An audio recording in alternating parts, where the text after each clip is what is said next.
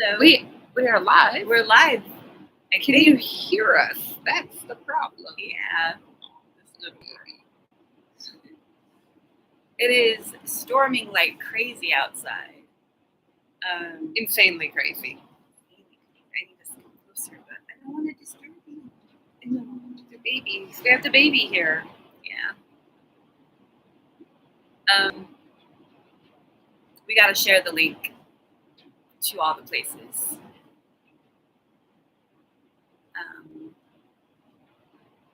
Hopefully we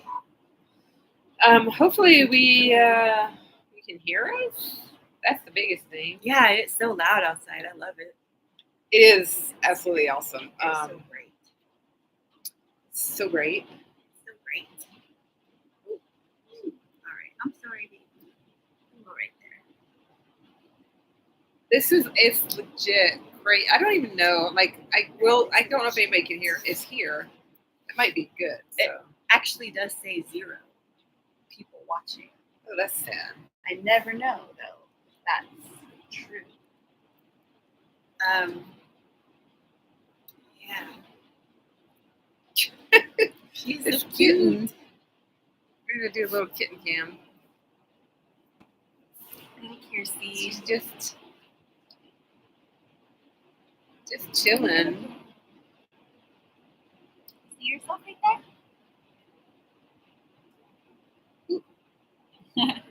Oh, your hand's trapped. Uh-oh.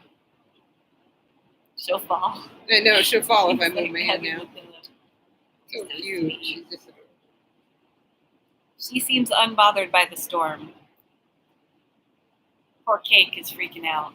And Tink is also freaking out. Tink is currently hiding under the couch, which she never does. She never goes. I know. So sad. Sad for her. Okay, baby.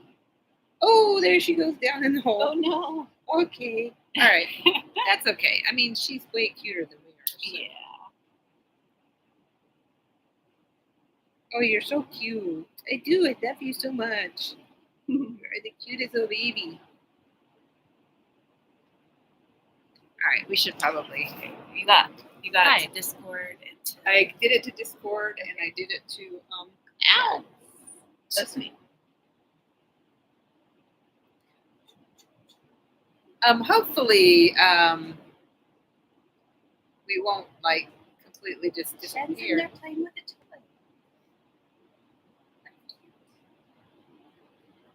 We're just gonna. It's so loud. It's so loud. I don't even know. I hope you guys can. I'm like, that's you why can I'm like hear leaning us. forward so the mic can pick us Yeah. up.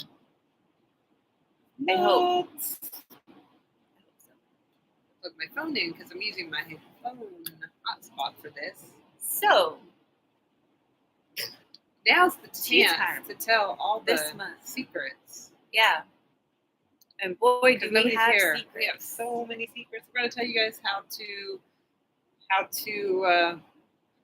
beat the big bad at the end of our D&D game if you're playing. What's going on with my hair? I don't even know right now. If you're not playing and you have this information and approach some of our players, you might be able to get them to pay you to give up the information. So, what are you doing? It's weird. Oh, audio's coming through clear. Thanks. Hey, yay! I guess since William's here, we can't give away the ending. Oh, of the darn. game. We'll have to stop. Yeah. We'll have to stop talking about that then. Shoot. Shoot, darn, we're so excited. The rain The is rain's tapering dying off. down here too, so we can hear each other and ourselves. Yeah, that's the important thing is actually being able to hear ourselves. Yeah. This kitten is being adorable. Okay. I almost killed everybody in today's game, though. That was fun. Why am I yawning now? Because we're live. Because we're live, so... Okay, but this kitten is the cutest thing right now. She is very cute.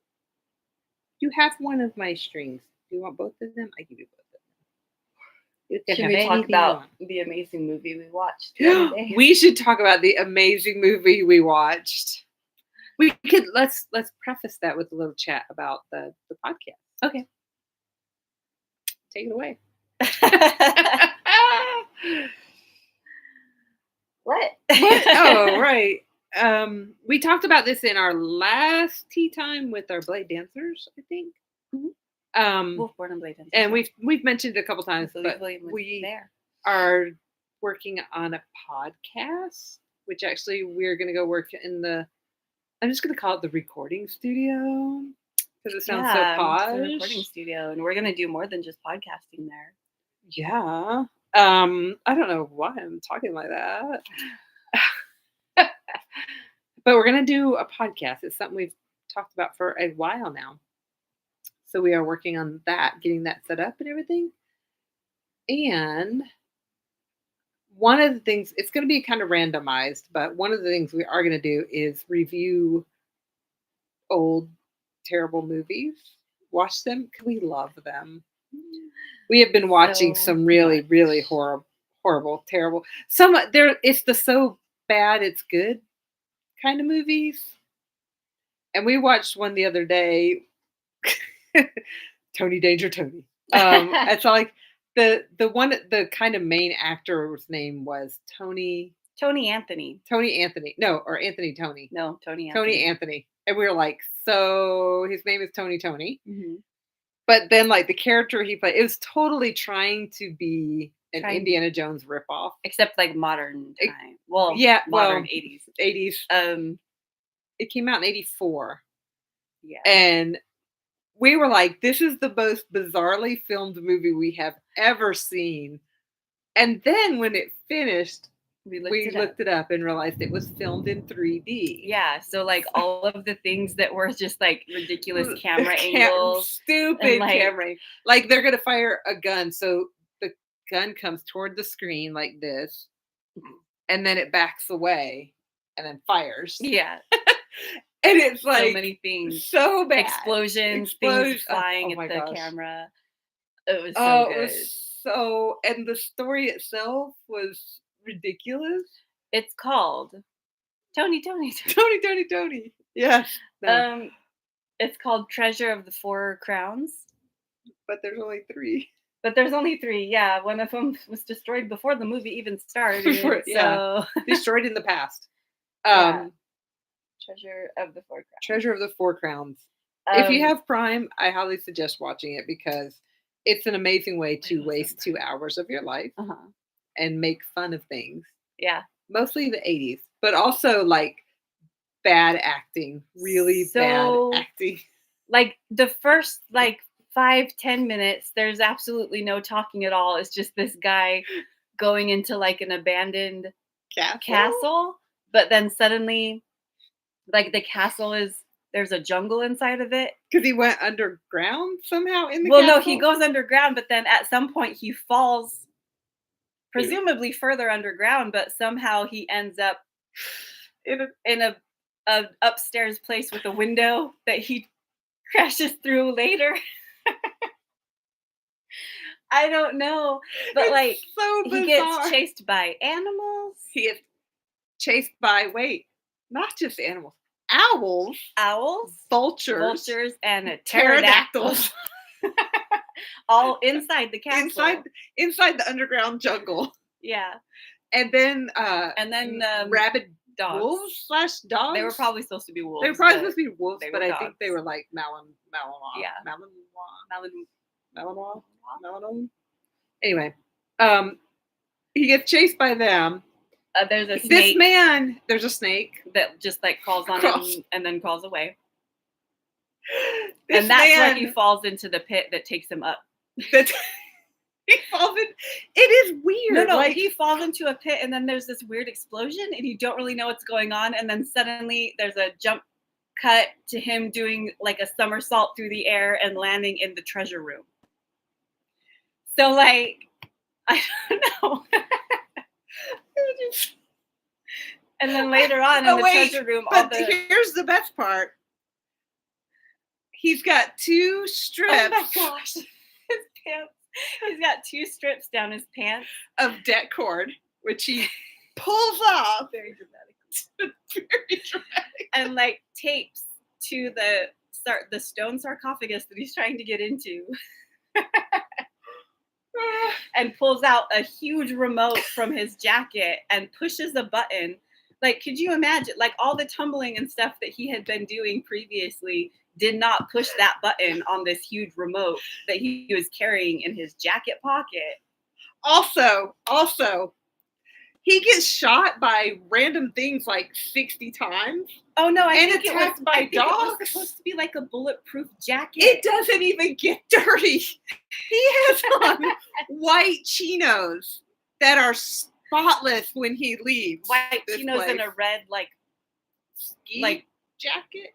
It's like a ski coat, windbreaker, windbreaker ski coat, but not like the thin shell suit type windbreaker. But it's a big and I'm just like, what is even going on with this right now? And then, because he stole whatever he stole from that treasure room, which was started exploding. A key. It was just a key. Yeah.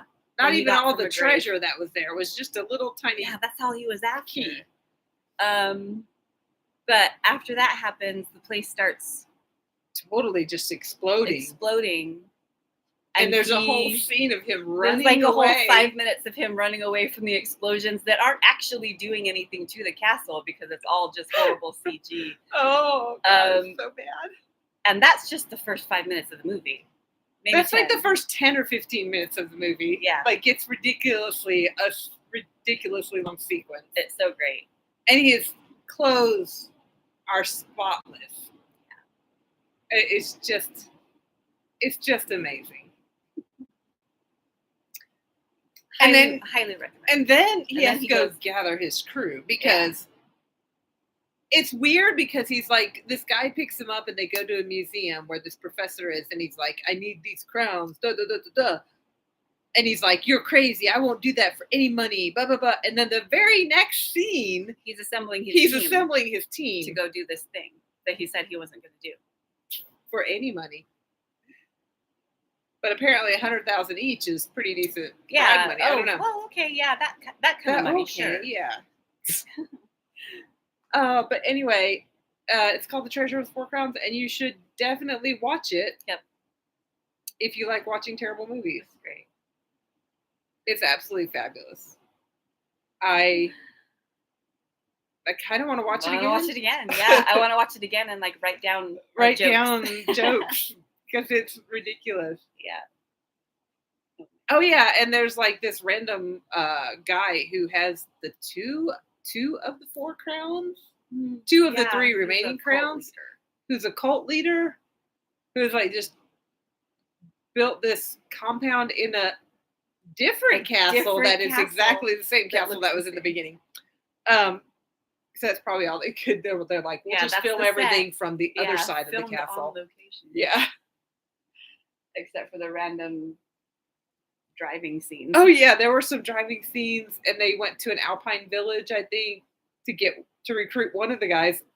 At which point the guy goes, the key that he's he stole? I need this key, and he says it's all for this. And he holds the key up, which proceeds to possess the house and tons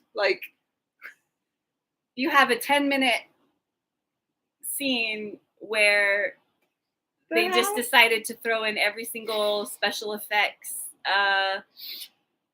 thing that they can do on wires and also 3D effects. So you have teacups blowing up in your face. You've got this guy everything on wires. This guy who lives in this house, who is one of the old crew guys, and he's an alcoholic now, is apparently also a teapot collector because he has so many teapots tea kettles just exploded on the shelf. And it's ridiculous. So and the guy, and this guy is got the key, and he's and he's got to contain the power. Why did you take it out of your pocket, my dude? But in the pocket, the power is totally contained. Yeah, it only shows its power once it's out of his little tiny pocket. It's amazing, and I think I want to watch it again. Yeah. But our podcast, anyway, we're going to randomly have bad movie reviews. Not all the time, but just no, it's randomly. Not the main theme of our podcast at all. But we figure they will be good filler episodes for times where we are unable to record new episodes. Yeah, like for our regular whatever reason, research but- stuff, or possibly even bonus episodes for patrons. Yeah, there would definitely be bonus episodes for our patrons. Oh, bonus episodes, bloopers! You guys are getting. It's gonna be amazing. Yeah.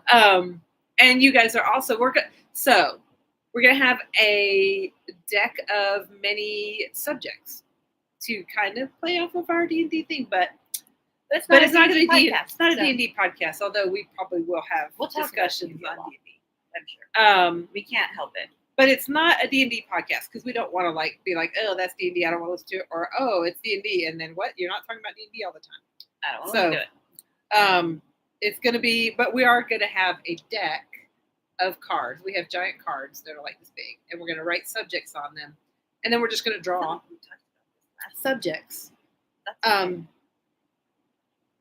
to talk about and do research on them, and we're not going to tell each other what we're talking about. There's the logo. Yeah. We're excited. So far, this is only available to play dancers on our Patreon. Yeah, this logo, but it will be made Stickers. Public as soon as we're ready. As soon as we're ready to launch, yeah, we'll have some fun stuff. But we're gonna work in our podcast room, our recording studio, and but yeah, we're going to talk about just a bunch of random things. We have a list of about 30 odd things right now. And then we are going to put stuff out for our patrons to submit ideas and vote on ideas that will make our list and that sort of thing. Yeah. So if there's something interesting, like it could be anything. We've got literally a huge anything. Range of topics here, and I will read you a few of them. We've got, I can't even pronounce that first one. I put it on there. It's that weird fungus that grows in certain types of insects. Ophiocordyceps unilateralis. Unilateralis. Yeah. Lake, is it cool? Origins of tongue twisters, which is gonna be fun, which is cool. Haunted movie sets, which can be like a recurring thing. I feel like maybe definitely. If there's enough. Yeah, when we actually do the research for that one, we'll see if there's enough to make multiple episodes. The Yule lads, which I love. The zombie fungus, yes, that's what it is. The zombie fungus. I think it's freaking fascinating. I put that topic on there because Kabaddi is an Mary incredible Shelley, sport from India, and I love it. Yeah. Mary Shelley, just like as a general topic. Oh my gosh, look at her. Because she was cool. Yeah.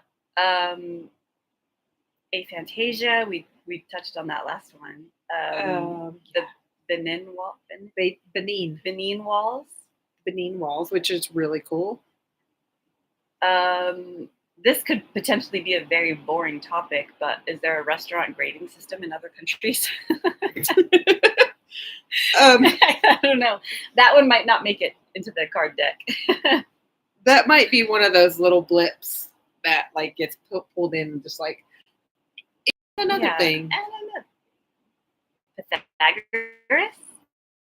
Pythagoras. The person. Not the theory. Not the theory. I did a little research on it. I don't think it was actually his third person syndrome. Ooh, I'll just read that. Geth Talking Mongoose, who I love. And we're going to talk about that. We're definitely going to add like cryptids. Oh, we can just have like a recurring cryptid card. Yeah. And like whoever draws that card. Pick a cryptid. Any cryptid. The bobtail squid. They're so cool. Margaret of Anjou. Venus flytraps. Sonny Bean. Not to be confused with Sean Bean. Shawnee Bean is a serial killer. Sean Bon. Bean Bean? The Night Witches of World War II. Which those are really cool. Russian all-woman plane air pilots, fighter pilots, bomb droppers, the witches. They called them night witches because they only flew at night. And they had planes. Hella kills. They outfitted their planes to be like super silent. You couldn't hear them coming, and they would just like drop bombs. It was nuts, and it was really cool. The Womanly Art of Parasol Defense, which I love. Joan White, the Fighting Fairy Woman of Bodmin, or the Witch of Bodmin Moor. Joan to those who know. From Green Dogs, which is a real medical thing that happens to dogs. It sounds like a sort of flu dog situation, but that's not. That's cool. I was going to be is that related to the black dog? No, it's that condition where dogs are born green, and it's like a lack of. We were talking about it. It's a lack of something in the development in the womb, and it usually clears up after a couple days, but sometimes it doesn't. That's so crazy. Yeah. Oh, good Lord. Oh, sorry. That one like all of a sudden. So we are going to have a podcast of many things, but we're just going to make a podcast. Just needs to make a podcast. What are you doing? You've heard of it. Oh, hey, Sarah. Hi, Sarah. But that's our podcast thing. I'm going to have two dogs because I just thought of it. And we're excited about it. Super, super, super excited. Hi. Yeah, we are very excited for this. And we just need to get the motivation to get our recording studio set up. Exactly. And talking about it helps. Can't be a cryptid of the month because that would be every other episode. Because we're only doing it. Oh, we're doing it every other week. I'll erase my note. Yeah. It could just be a recurring card. Okay. Chosen at random. Hello, Jennifer. Are you trying to... Hi. Are you trying to get up? Go on your catwalk. Go on. Go. You can do it. Please don't fall on me.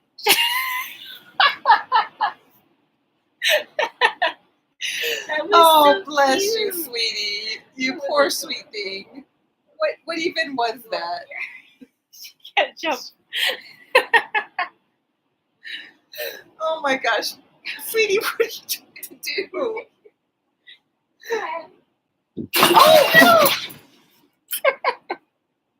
The cat is fine. Everything that was on that shelf is Cat's not. Fine. Oh my goodness. She did make it onto the catwalk. Apparently she can't jump off the couch. I think like the couch. Turn around, sweetie, and you keep. I don't think. Yeah, she just couldn't get enough. I wish I had that recorded. So we'll jump here. I guess technically we do have it recorded. Oh, FedEx is here, so it might get loud in here. Cake, be quiet, babe. This tea time is utter chaos. I know. This is hilarious. Biggest jump ever. But she did actually finally get up there. Why? We have a doorbell. Why did you knock? Why did you bang on the window? Bang on the window of the door. Okay. Okay, keep quiet, love. It's okay. You're okay. Cake. Oh my gosh. Oh my gosh. Now and he rings. And maybe he heard us. That would be so funny if he heard us. He was back at the thing. Oh. Are there two? So he just banged on the door and then rang the doorbell. Okay, he's driving away. I'm going to go over to those. Oh my gosh. What? Someone's calling me from North Carolina. Oh my gosh. I just declined it from here. That's okay. Yeah, I will message her. It's still like raining like crazy outside, so excuse me while I go get those packages. Yeah, go because they are. It's litter, and they would not do well. Do you need him? You're good. You're strong. Do we need help? Go.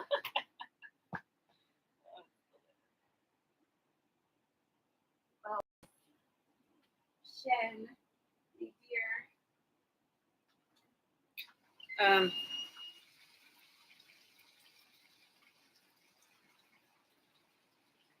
Z. Wow, they didn't even put it in a box. No, that could have like burst open.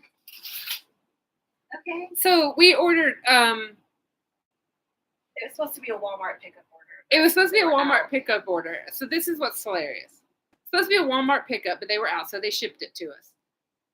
It's a box of kitty litter. Literally not in anything else. It's not even like labeled. It's not labeled or anything. But yesterday we got a box that is easily 4 foot. 4 foot by 2 foot. Like, it's a huge freaking box. It had a bottle of shampoo this big and 4 or like air filters for your air filter for your ductwork. 20 by 20, 1 inch. Just thrown in the box. No like padding or anything. But the box is huge. The box is half the size of this couch we're sitting on in length. For these little items that it's kind of ridiculous. And then today's litter comes without even a box. And they're like, hey, we want this litter. It just like literally stopped raining just like immediately. Yeah. And like none of the things were like breakable. So I guess they didn't really need packaging or wrapping or whatever, extra care. But a smaller box might have been great.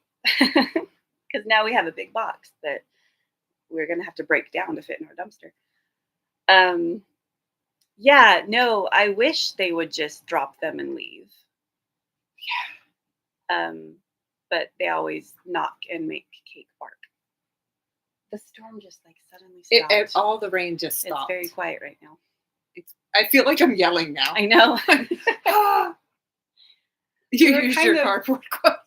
We did on the one box. They're like, that's way too much cardboard. Yeah. It is because we just have a tiny little bit, bin for trash. And now I have to break down this whole huge stupid box.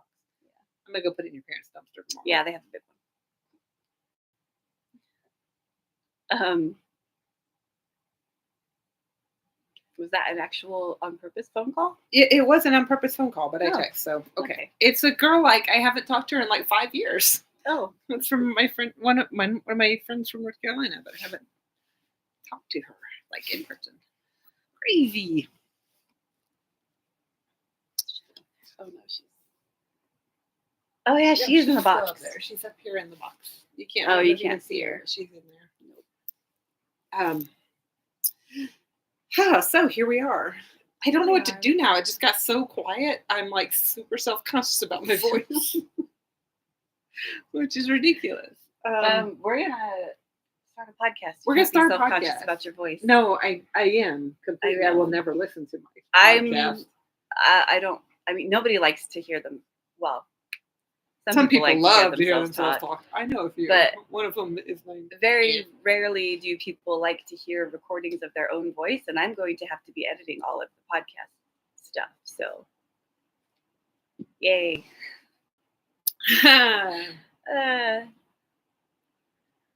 Yeah, editing it's gonna be fun. It's gonna be great. That's why I'm letting Hiddles do all the heavy lifting with the DMing, because once we start this podcast, it's gonna be me. Like all the behind the scenes stuff is gonna be me. I know I'm like, cool. I'm good with that. Like, because I don't understand that. Yeah.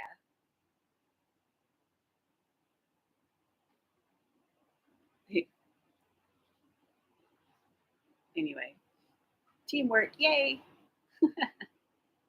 Teamwork. Cake. Have that. No, eat it. Okay, sorry. Anyway, she's just having a little text conversation. Okay, I'm a little text conversation, yeah. Sorry. Rude. I'm sorry. I'm kidding. I want to really go watch that really bad movie again. It is freaking hilarious. Podcast episode on why it is that people don't like the sound of their own voice when it's played back. Well, I know why it is. I can answer it. Because we hear our voice differently in our head. But what's like that's interesting. I want to like deep dive into the science behind that. Why do we hear ourselves differently in our own head? Because our ears process things that come into them, but our voice is in our head. So our ears are processing them. But you're hearing it. You're also hearing it coming out of your mouth too. Right. So it's like an echo chamber. I don't know. I'm just literally making crap up right now. It's fun.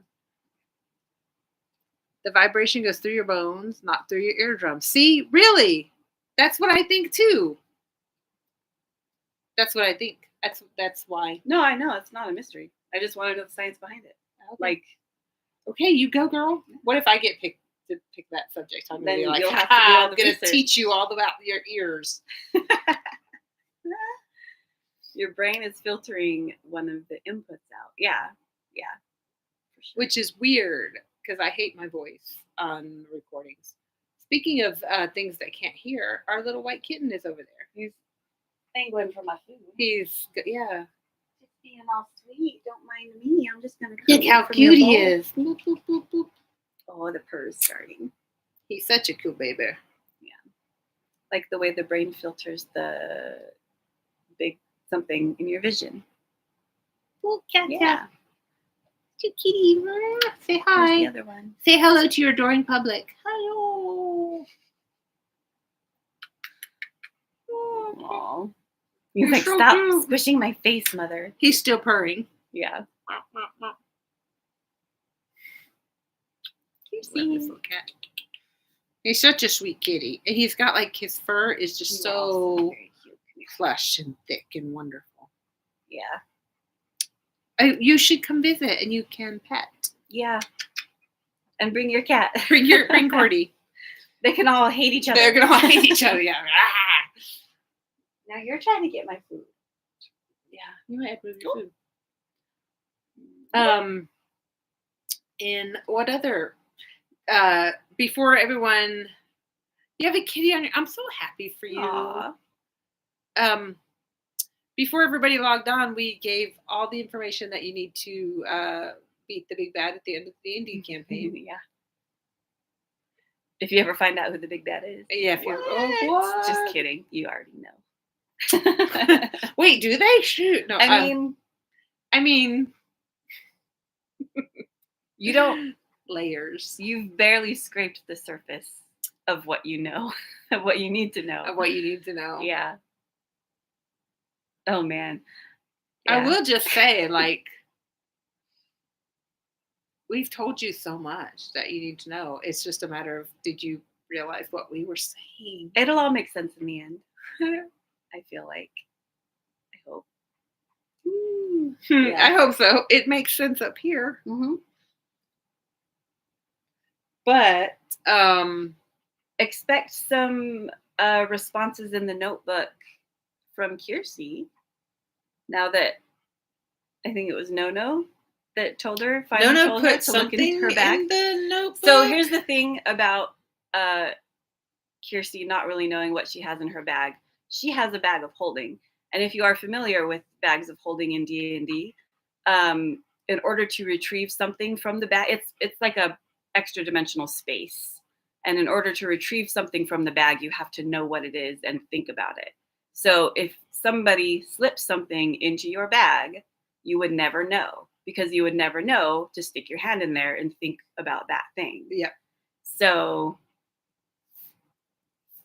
Kiersey needed to be told that she has something in her bag. And Jedin said, oh, the only way to know what all's in there is to turn it inside out and completely empty it. Yeah, which you would really need a reason to do. Yeah. Jedin told you all to tell her, like, that was the last thing he told you was, hey, tell her to look in her bag. To look in her bag. And did you? No. No one said it ever again. No one and wrote it down. No one said it. It was amazing. That, like, players forget things all the time. My players forget things all the time. And I'm like, well, my character would have remembered for sure. Yeah. But, like, that, it's just like a little thing that we wanted to throw in there and just to see if anybody remembers. If there was an explosive in the bag of holding, what would happen? The bag of holding would take damage. And I think there's like mechanics for that. There are mechanics for that. Yeah, there are actual mechanics for that. Yeah. If you put a bag of holding, your items take damage? Yes. It's a pocket dimension. It's a specifically sized pocket dimension. So if you put another bag of holding in a bag of holding, that's the bad thing. It will create a black hole and everyone will die. Because it's a whole pocket dimension inside of a pocket dimension. And which is not physics. I don't know. Physics. So magical physics make black holes. it's a bad thing. That's my toe you're stalking. I see you. I see you looking at my toe. It's true. Azalea was busy tying up Anna. True. Yeah. Didn't really talk to Jen much. Yeah. And I think Zirin was gone at that point. I don't know. I don't know if Zirin was there. No, he was there. He was... Yeah, Steed wasn't there. You're fine. Steed wasn't there. Steed was crying in the shower. No, he not wasn't. At that point. It was funny. No, he was not by then. Not yet. Not yet. Zirin was trying to take care of Kiersey. I'm trying to remember. Rosie who was there. Actually talking to Jedden. Rosie was talking to Jedden. Was Brax there? I think so. And Azure. And Azure made a point to go over to the fallers that were unconscious. And the twins. Yeah, I don't know. Pudge was there, I think. Oh yeah. No. I don't remember. It's been like I have slept since Quite then type vibe. So yeah. Oh, I did kitty. Aww. Oh, the kitty. I'm so happy that you have the kitty, yep. Sarah. It just makes my heart happy. Little Gordy. Little Gordy. So cute. Yeah. But yeah, be expecting some she's also going to write some other things too. She's going to try to help. She's just watching the screen. Oh, and it's just adorable.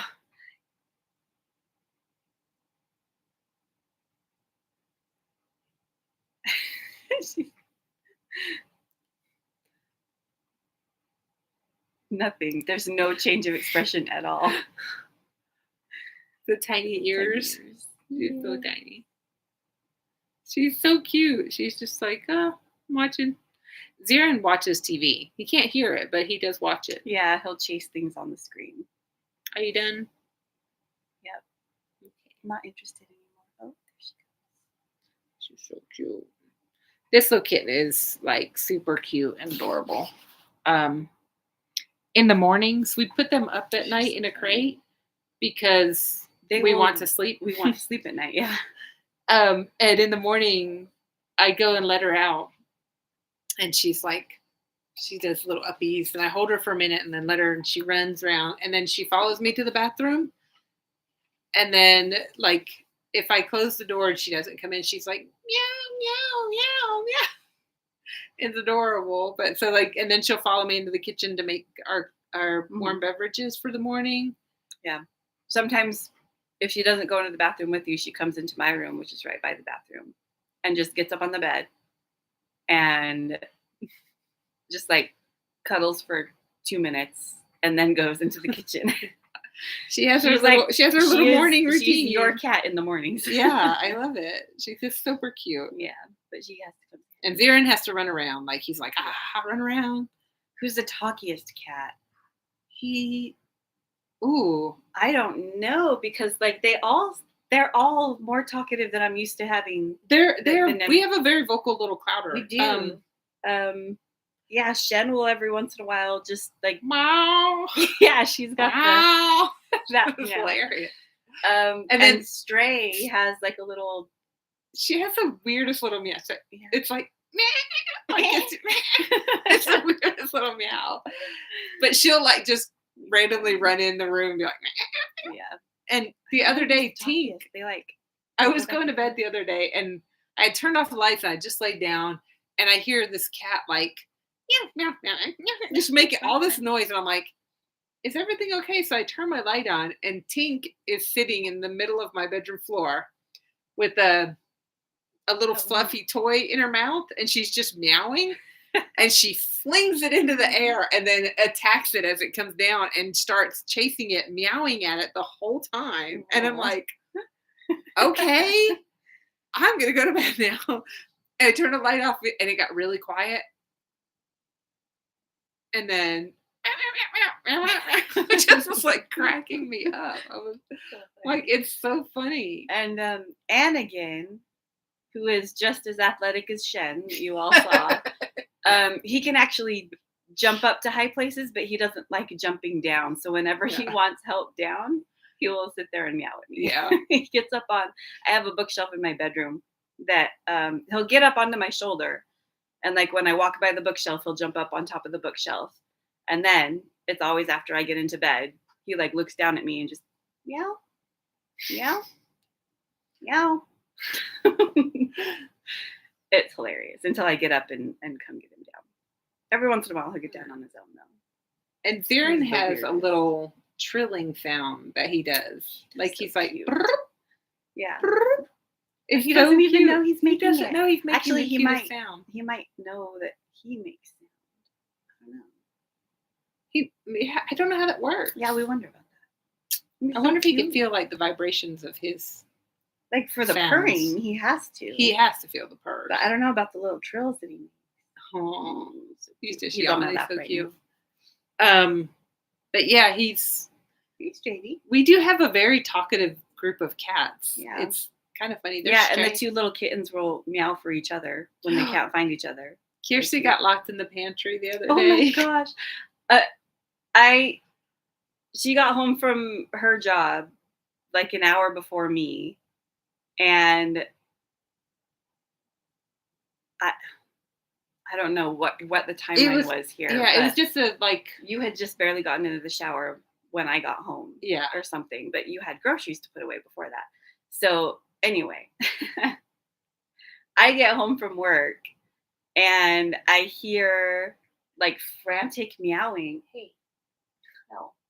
I hear frantic meowing and I look down the hall to where the pantry door is and I see Stray like outside the pantry and she's got her little paws under the door and she's like trying to get under there and look, and I hear meowing and I know it's one of the little kittens because it's like a more high-pitched meow. So I go and I open the door and poor little Kirsty was just sitting in there meowing frantically while Hiddles was in the shower. I'm so sad. Because I do have to, like, I always try to check the pantry when I put stuff every in time there we open they just run in there. But yeah. And like little Stray was like, she was checking up on her and trying to get to her. My baby, my friend. She is Auntie Stray, and she loves them, and they love her, and she'll play with them, but she'll pretend she doesn't. Oh yeah, but not as bad as Tink. Yeah, but she'll like, I'm not. No, go away. But if they meow, she's like, what are my kids doing? What are my kids like? She gotta come check on them. And she just meowing. Is always in the same room with them. Yeah, she was just here on the couch a second ago. Yeah, Tink. In public, Tink hates the kittens, but I have caught her playing with them. Yeah. Same with my two black cats. Yeah. They'll play. And they'll like chase each other. Like our house is long and they'll like chase each other from bedroom to bedroom. Yeah. Just like down the hall. So they're very cute. But now the kittens are asleep. This one's still purring. Aw. She's got a little purr going. Kirsty has a little quiet purr, but I almost called him Jedin. Zirin has a very big loud purr. I mean, he behaves like a little Jedin sometimes. A lot of times. We probably should have named him Jedin. Yeah. Instead of Zirin. He's white. He is white, I know. Little devil. He's a little devil cat, though. Zirin's wolf stag fur is white. That's Zirin. They are like as a race. They both appear to be white. The characters do. They are white men. Yes. Expert baker. Gordy. Oh, Biscuit. Biscuit maker. Aw. Kirsty was doing little baby biscuits the other night. These two don't. They don't really. That was the first time she's done biscuits, and I was like, "Oh my gosh, little baby biscuits!" Zirin's ever done biscuits. Stray, your two do biscuits. My two, Stray and Tink, do speed biscuits. And they're like two, but he doesn't. Stray especially does like little speed biscuits. She's like, it's the cutest thing. Mm-hmm. But yeah. Yeah, Shen and Anakin used to do biscuits, but they don't anymore. They don't come and cuddle much like they in the morning like they do. Yeah. Anakin will come cuddle with me in when I'm waking up. He's usually there, like right curled up next to me. He'll sometimes come in there. And then when he knows I'm awake, he'll climb up on top of me and just look down at me. Why are you still in bed? Yeah. Pet me or get up and give me treats. There's an anonymous bat in the dock. And Shen is just the weirdest cat. She has certain circumstances where she will come and cuddle with me. And one of those circumstances is when I get out of the shower and I'm just in my towel, I sit on my bed and she will get on my lap and I'm not allowed to do anything else. I know, it's so funny. So it's like, I mean, it's fitting because like the whole ADHD stereotype of just like getting out of the shower and just like staring and not doing anything for a long time before you like, you know, get dressed, get ready for the day. Because I do that. And I think that's probably why she started doing it. So she was like, hey, what are you doing, Mom? I'm going to come sit on your lap forever. Sit on your lap and we'll just chill and stare into space and do nothing. I mean, I'm here for funny. That. She used to come up and get right next to me, like between me and the arm of the couch right here. And just, she would press her paws up against the arm of the couch and press her back into me. And that's how she would cuddle. And then she would just like roll over between me and the couch. I don't know. She's just a weird cat. They are a weird little pair. We have 3 pairs now. We have a 3-year-old pair, the soon-to-be 2-year-old pair, and then the babies. Yeah. Who are a couple weeks apart in age, but yeah. Oh, he's asleep. He's out. He's asleep now. Yep. They're both. There's little okay, and then right. I was going the right way. Zieren's just out cold, and this is a sneak peek. That's a sneak peek at our our notes from Beth. I will kiss it about the Scarab Whispers. It is nice to have pairs of kittens. It is. I think you have to have pairs. You can't just do one. Yeah. They get bored. When you're not there. So yeah. Oh, all these are. Oh no. Yeah, they're all out of order. I know they that did fall time off the couch when Zieren fell off. Mm-hmm. Did I miss the Scarab update? No, we haven't actually. Latest Scarab update is we are working on these notes. Edits. Yeah, we don't really have any new updates to share. We will, other than the fact that we're working on it. Yeah. We are working on it. I'm like trying to. We really are. I promise. We are working on it, and we are. Ew. Oh my god. What is that? To the person who left a painted rock that looks like a severed finger on the Arroyo Verde hiking trail, you're my kind of person. That's amazing. Hilarious. My mom said that to our family chat. Aw. So yeah, this is the letter. Oops, this is the letter we got from Beth, outlining things, and she says that her letters are usually much longer. Oh, hi, Mom. Oh, hey, Mom. It works, I guess. Yeah. So she says normally her letters are a lot longer and she has a lot more notes, but we did really well in the manuscript that we gave her, so we're super excited. There might be like major changes, but not like my kids.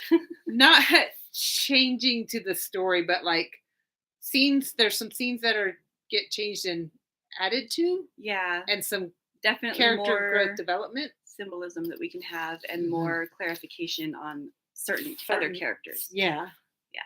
So which is kind of the same lines we were working through. Yeah. Already in our heads, but knowing that we should do it was like helpful. Oh, there's my tea. She got so scared during the thunderstorm today. You feeling better? The thunder stopped and you came out. She's not even hissing at the kittens. I know. She looks like she wants to murder them. She does wish to murder them. Death in her eyes. Tink is queen of the murder look. Yeah.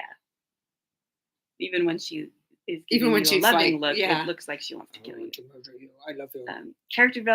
Character development is hard. One thing I find most difficult when I read a book. Yeah, like you always want to see it in the books that you read, and you get frustrated when there is no character development. In books, and also in movies, and I will say in D&D games. Yeah, some people don't play their characters with development in mind, but we always do. That's totally we always fine. Leave room for play it the way you want to play. Play it the way you want to play it. If you have a solid idea from what your character is and will be from start to finish, that is totally cool. But yeah. But I think you have to allow yourself. You may come into a game knowing exactly what your character is and how they'll react to everything, but things happen that change your worldview. Yeah. In the games, at least in good D&D games. In good D&D games, I mean, yeah. One shots maybe not even so much, but like a campaign you can have a personality where you grow and go through. Never once thought about Steed's character arc. I think that you're playing him very well. Like, you are staying true to Steed. But you're allowing things around you to influence. Yeah. A book loses me. The character was like, does something really contrived. Yeah. That doesn't make sense. Yeah. So like if your character suddenly does something, or if a character suddenly does something that you're like, that's what really out of the blue. Yeah. Why would you do this in this situation? Yeah. And like, and I think, and it's funny because I've like talking to Beth and she's done a couple posts. Like she had a post on her Patreon about some characters and she was like, I needed these characters to be in this specific place and they absolutely would not go there. Yeah. And I'm like, she was writing the scene and it just felt forced and she hated it. And she was like, well, okay, the characters aren't going to do They're not going to do it. And like, I can tell in books if the character is being forced to do a thing. We've done it in our purpose writing. Of the story. Yeah. Yeah. We've like scrapped whole chapters. I'm like, none of this is what would happen. And we had to go back like, okay, let's change it from this point on. Yep. This is where they made the decision that led them here. So we got to change everything. So that was a bad, like, yeah. At the same time, I have so much respect for authors who can keep a character together. That is true. Like, it is. Yeah. If you can keep in line with what we actually have a problem with this for our villains lately. Oh God. The ideas that we've had for books, we want all of our villains to have redemption arcs. Yeah. But like, we can't do that for every villain. There has to be a villain, especially in like the Blade Dancers series. There is a definite villain. There's a definite villain and he cannot have redemption. Yeah. And in Scarab, cannot have redemption. there is a definite villain. And we are going to sprinkle little bits of humanity in with him. So it's going to be difficult for us not to be like, oh, he needs a redemption arc. But like, no. He will not get one. I will not get one. Yeah. Purged some demons with this book. But also like we're working on kind of a little retelling thing right now. And the bad guy started being like really nice. And I was liking him. And I'm like, oh, I kind of like him. And I was like, no, wait. He is not a good person. But then he did a thing that proved he was not a good person. Yeah. And I was like, oh, there you are. We tweaked a little bit about what one little scene his character knows. Yeah. And the information that he has withheld. Yeah. And it completely changed the direction of it. So now you're like, oh, you little shit. Yeah. Yeah. Yeah. Multifaceted character, it sounds like. Yeah. And like, I am all for good villains. Yeah. And you always know a good villain when you can be like, oh, yeah. I can see how he got there from his life. Like, or I say he there. I can see how villains became the way they are from what has happened in your life. Yeah. And I think like you don't just wake up and choose evil one day. Yeah. Like things have pushed you to that unless point. You're a lich. Unless you're a lich. Well, I mean, wink. Well, I mean, I know his backstory, so he didn't wake up one day and decide to be evil. Yeah. Crap happened. So it is like you are influenced. And bringing that all the way back to the start of this, in D&D, letting your character, even if you have a firm grasp of who they are, things happen in the game and in their lives that could shift their viewpoint, their thought processing, like we're all just a few decisions away from being villains. That's absolutely true. Absolutely true. 100%. Yeah. It's the choices you make. Even really good people can make crappy paladins. What? I don't even know what that word means. Crappy paladins. I think I was thinking about NPCs. Yeah. Where he wanted to be a paladin, had to be a knight. Because you played with stupid people. You played with stupid people who didn't allow for character growth. Yeah. NPCs was a really good book, and you should read it. It was good. Yeah, it was cute. Your package has arrived. No kidding. Yeah, really. It was here an hour ago. Mm-hmm. But yeah, we keep turning this back to D&D, but this is how we got into writing. Like, this is how we became figuring friends. out the character, how our characters react in situations and how they would grow through that kind of made us interested in writing our own stories and putting characters in those stories that we could, explore with. And yeah. The Princess Barbarian. Right. Yes. Barnarian? Barnarian. I think that's the typo. Yeah. Library books came in all at once, so I've yet to read NPC. I am actually reading the second one. I know. I need to get the poll up today. That's what's on my list. Yeah. You should. Next month's book poll will be up later today on Patreon. Actually, I've been doing them on Patreon. I think I have enough. I'm actually going to do. I usually 5, and I think I only have 4 right now. Maybe I'll go Damsel in again. I haven't read that yet. Damsel's really good. I have to watch the movie. I'm interested in the movie, but the book was really good. Because I say I want to read the book before I watch the movie, and then we haven't done it. Did you just fall? I think she just, oh my gosh. So she just slid off the pillow. She is now stuck between she seems perfectly happy though. Yeah. You're so cute, little baby. Oh my gosh. You are so cute. And then I've got this one here. And it has that one there. Yes, but see, she's got murder in her eyes. She's got murder, even though she's really chill. She's not even looking at anything. It's nice to take old suggestions too from previous months. Yeah, I was actually sorry. For some reason, I have cat hair in my mouth all of a sudden. I can't imagine why. Yeah. Ow! I was thinking about adding the other one that you bought, Will. That I also actually took advantage of that 2 credits for 1 or 2 books for 1 credit sale too, and got those same books. Never Whistle at Night. But then you were saying that it's not actually indigenous, like traditional indigenous stories. It's just stories told by indigenous people. Oh. And so that might make me rethink it. I actually do have a sci-fi one that I read. Mom, do you remember We Are Legion? Or Bob? We Are Bob? What was it called? There's a series now, and I got the rest of the series in this sale. And I might add that one because we haven't really done sci-fi. Bobiverse, yeah, the Bobiverse series. I really liked the book, but I never continued with it. And now that I have all the other ones, I want to. I want to read that. Oh, Smitty and Sky, Houseplant Gurus. Oh, yeah, I saw that.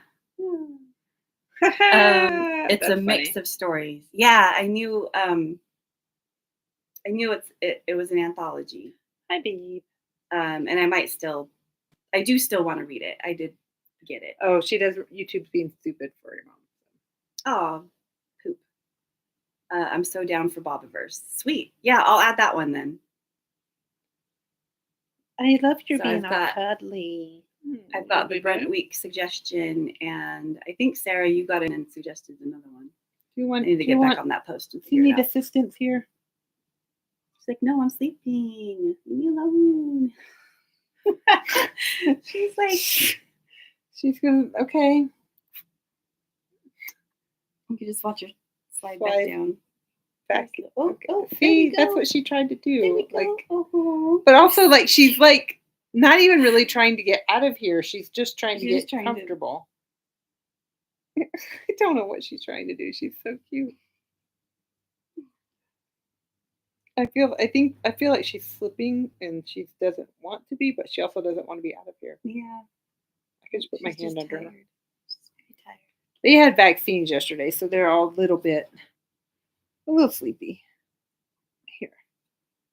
Oh, I want you to. I'm so cute. Okay. I started writing an email to you with the best stories. I'm up to like 5 or 6 that are really good and native based. Oh, sweet. How many stories are in that book? It's a very small book. I'm kind of surprised that there's that many. You could remove my suggestion for Bob. I'd vote for Bob. Oh, yeah. Okay. I do want 5 suggestions, though, so we'll see. Actually, I don't know why I want 5. We always end up with a tie. I will remove your suggestion and put in Bob. I think I'm thinking 5 in my head because I started doing like the collage images of like 5 books and then the month it's the book club thing. So it's the graphic designer coming out of you. It's the designer in me. I need 5 things so I can fill all those slots. But I can also do it with 4. No, 3. I don't know. Odd numbers are balanced in design. Yeah, well, because I need one of the things to say book of the month and month. So quadrants. But I can figure it out. I'm a freaking designer. That's what you do, man. Yeah. Oh man. Even if it's just like old school yearbook style collage with like here's the image and like book cover. They're all at weird angles and like the odd number. Yeah. Yep. Odd number. 26 separate stories. Oh, okay. In design, you do odd numbers because if it's even numbers, there's empty spaces and your eyes are drawn to the empty space between the items. Even though like it would be symmetrical to have even numbers, it's better to make it slightly off with an odd number so that you have something in that gap. Cool. Yeah. Good story, bro. It depends on how it's designed, though, right? Look at that wall like, right there bothers me. There's the rule of 3, which is always the thing. So yeah. Like if that was 4 and 4, it would bother me a lot. But it's 3 and 3. What are you talking about? The wall. Like if you're hanging pictures, you have to do 5. The backpacks. Okay. The like part of the wall at which I'm pointing. I didn't see your point.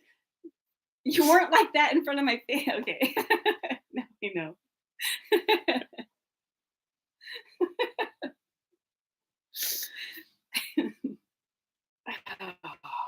Rule of 9 or something. That is also a rule too. Yeah. Rule of I just suddenly got hot. I know. But I have a kitten on my lap, so I can't move. Anyway, I'll get the book club poll up later today. Never set your alarm to normal numbers, 1, 3s, and 7s only. So you like have to wake up at 7 a.m. Oh. Odd numbers are nice though. I like odd numbers. Yeah. They're good. I'm sorry I touched your tail. Don't look at me with murdered eyes. Like 716. 717. Yeah. Murder ice. Little kitten cake. You guys probably can't hear her, but she's drinking really loudly right now. My dog. Crap, I just got like crazy tired again. So dumb. What's up with Dad posting all the Hugh Jackman? I know. In her family chat. But like, look, there she is. Isn't she the cutest little thing? She just sound asleep. Adorable. She's so cute. So I got to like come in. Like, she's... Oh, my messenger's being there again. Anyway. Oh no, the computer's unplugged and it's going to probably die soon. There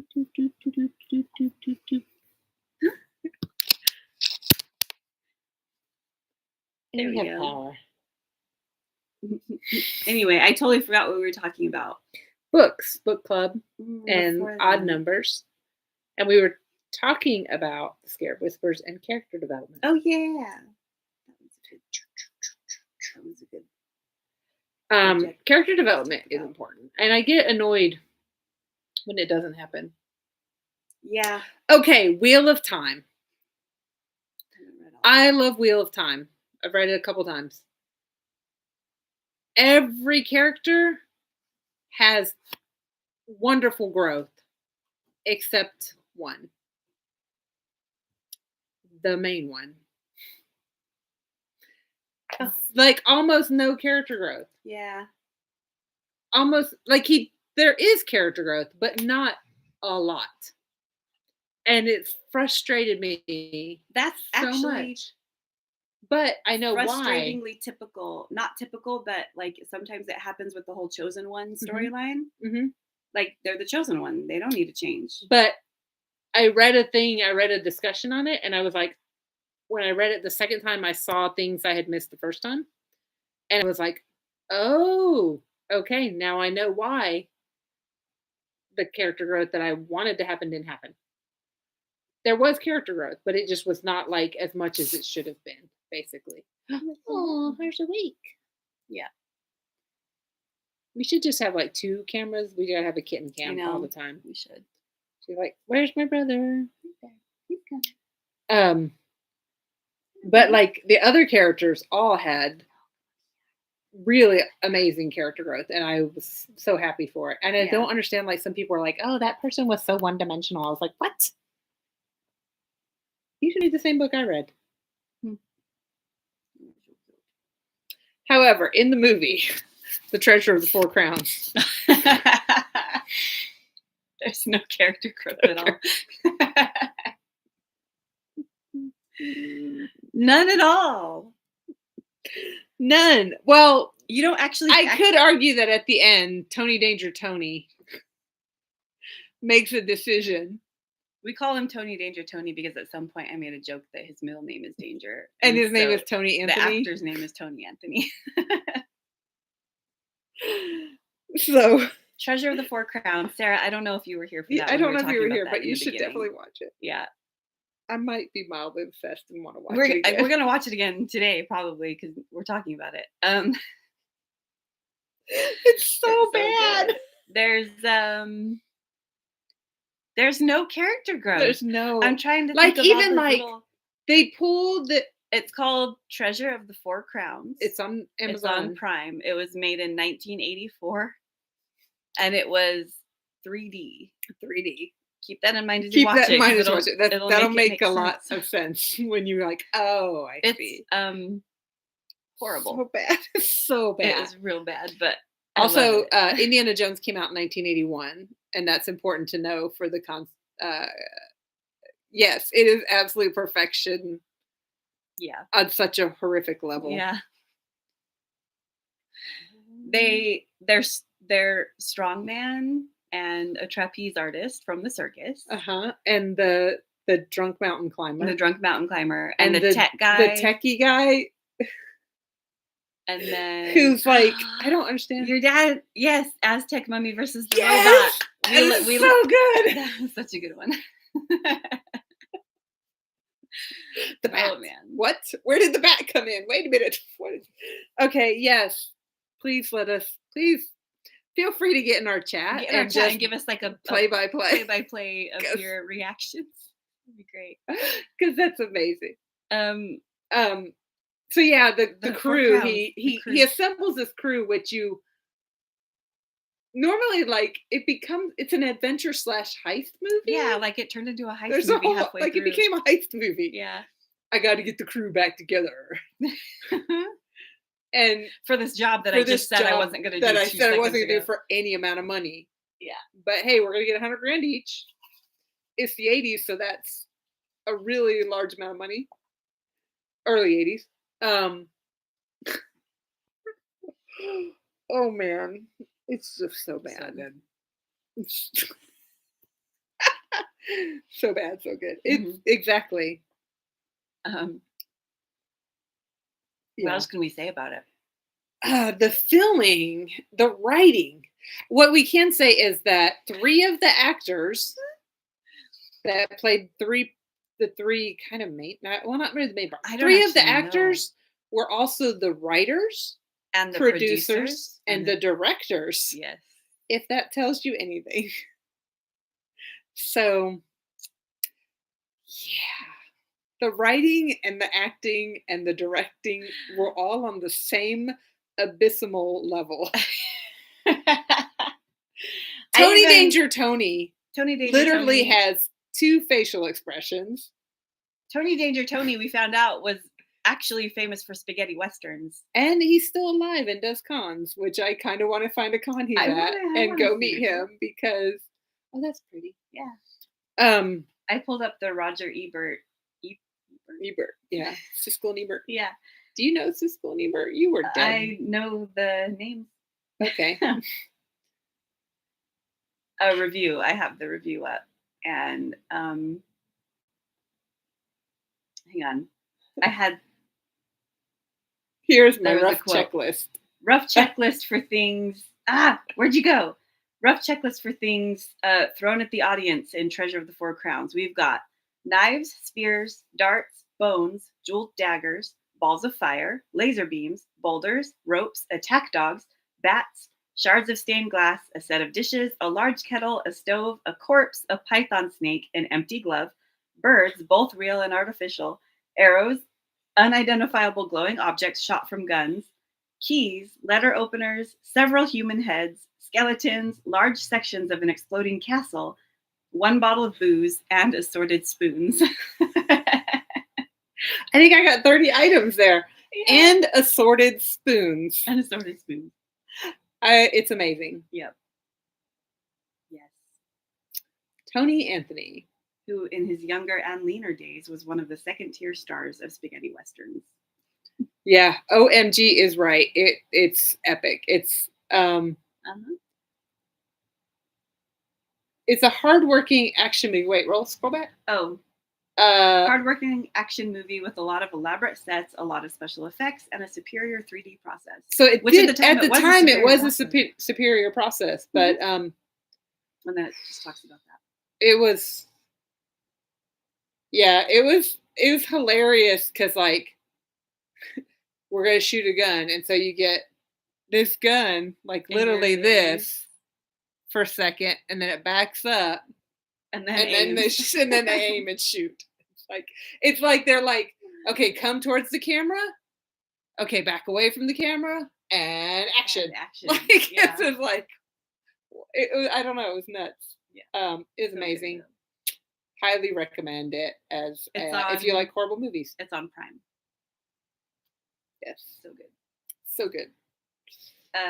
Yeah. So if you have any other movie recommendations, please let us know. Like horrible bad movies, we will add them to our list. And we have a growing list. Podcast episodes about them. Yeah. What do we currently We've got have? About like 18 on our list, but we haven't wrote down all of them once. Written. We've watched some.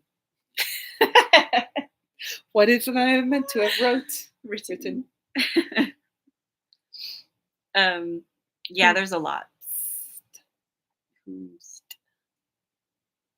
gonna be fun. We're gonna watch it again. Classic movie channel on YouTube that we follow, and they actually haven't updated it for It hasn't been updated years, for several years, so but it's there's just sad. plenty on there. Some of them are really bad. Like there's some silent films on there.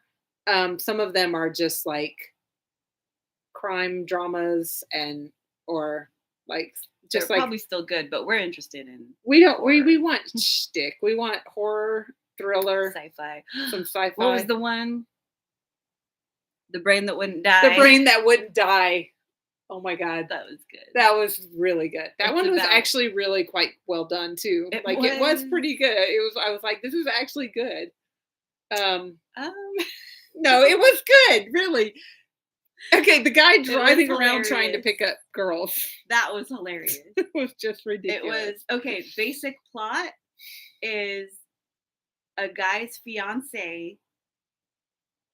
There's a tragic car accident that he 100% responsible 100%. For. Oh, and this guy is also like a surgeon, but experiments inhumanely with body he's sort of like parts? A Frankenstein type. Kind of a Frankenstein. But he's driving his fiance up to his whole secret lab that, in the family cabin. In a family cabin that's actually just like a house. Castle type place. I think it's just a house. Yeah. Anyway, horrible car accident that he caused. Her body.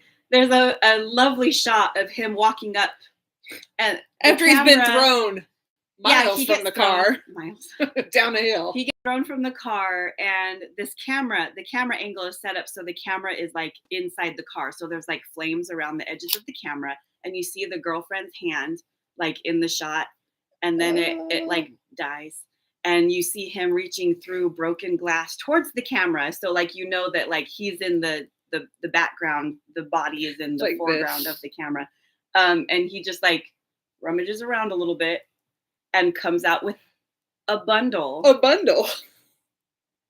that presumably is his fiance's head that he just casually yoinked from the body and wrapped in his coat from the burning car, from the burning wreckage of his car.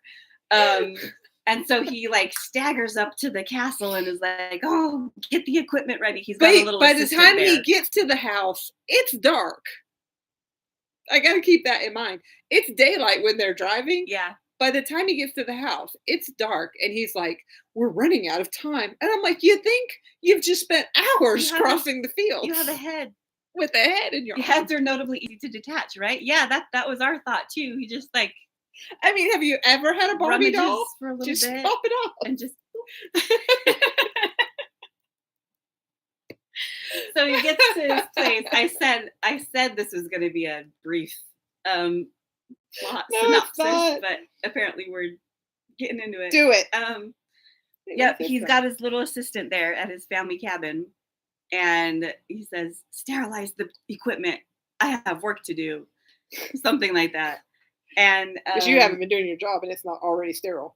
Then there's a cut scene to him like feverishly working with test tubes and the whole, tubes and pumps, all of that. And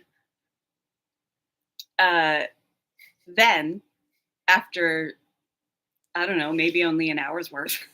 I don't know. It didn't actually say. Completely blood free because the head doesn't have blood. Yeah. Right? Then we see the fiance. Her head is in like a tray of water or whatever, with like fluid trickling. Her makeup is perfect. Her makeup is perfect. She's got like a whole skull cap kind of thing on that covers everything but her face. And perfect makeup. Perfect makeup. Not a scar on her. Not a scratch. Not even scorch marks. Yep. So he did a really good job with the head removal. He is a surgeon though, so I guess. I mean, he knows what he's doing. But she wakes up and she's just like, "Please let me die." That's pretty much all she can say at first. And then he is now determined to find a body for her. A suitable body for her, because the whole fluid that he came up with to keep this head alive won't last forever. So he's like on a timeline. Cutscene to a strip club. Because where else are you going to find a suitable body for your fiance? in a like 1960 strip club. So there's like men and women on dates there. Men and women on dates. And these girls are dancing around with their little feathers and their little bikini like little Vegas outfits. style like, bikinis. Like Vegas style, a strip club. Yeah. Because that's where you go to get a suitable body for your fiancé. A strip club, you guessed it. And so he ends up like chatting up one of the strippers while he was eyeing another one. Yeah. And he gets invited back into a dressing room. And eventually both of the strippers come into the dressing room and they start fighting over him. They start fighting. And he's just amazing. like there can't be a witness, right? He only needs one body. So he just excuses himself from this cat fight going on. Which they continue for a few moments of scene. Yeah. And they literally makes a cat.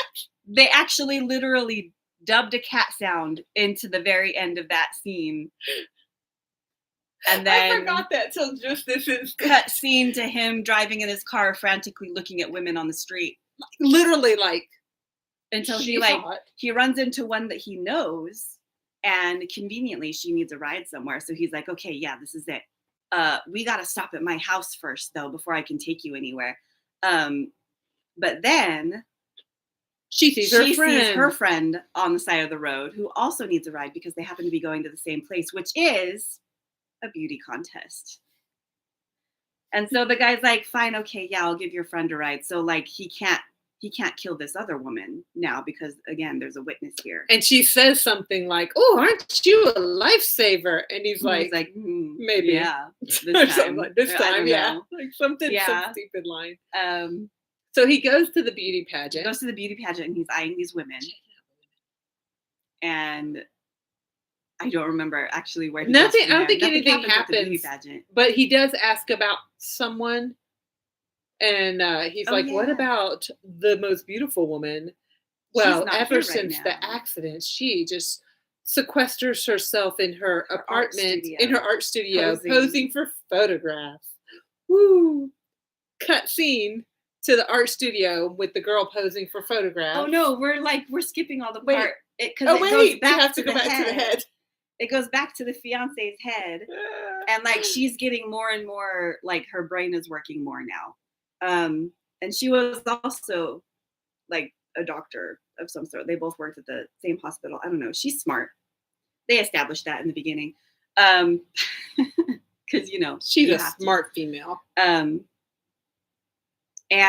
there is a monster locked in a room in the same little laboratory that her head is in. And it's the experiment that this guy was going to show her in the first place, but it's an experiment gone wrong.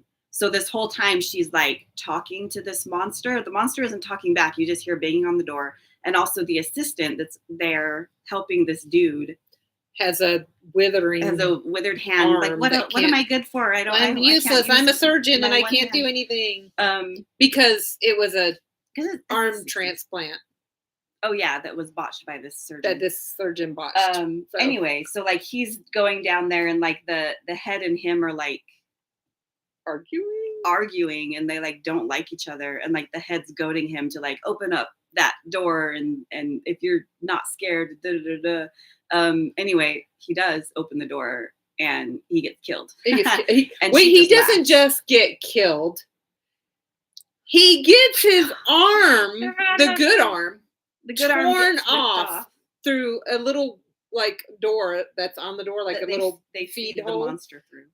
The monster reaches through and rips his arm off. At which point he stumbles through the whole basement laboratory, smearing blood all over the walls. Up the stairs. And then up the stairs to the living room, main room of the house. Blood. His lab coat, which he apparently always wears, is just I'm gonna say red with blood, but it's a black and white movie. So there's just blood everywhere, and he's smearing blood on the walls. He smears blood on the walls. But wait, no, he doesn't. There's literally zero blood upstairs.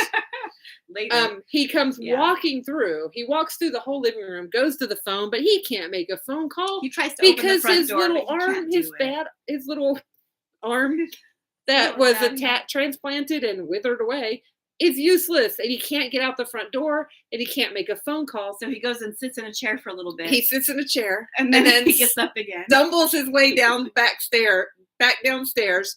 Now more blood is everywhere on the staircase, and he falls against the wall, slides down the wall, smearing blood down the wall, and crumples in a heap. And then the guy comes to the art studio.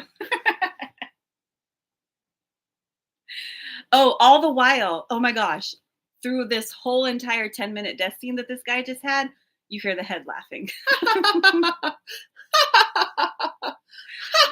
It's great. I don't think you can hear her laughing when he goes upstairs, so there's that. But yeah, there's that. It does.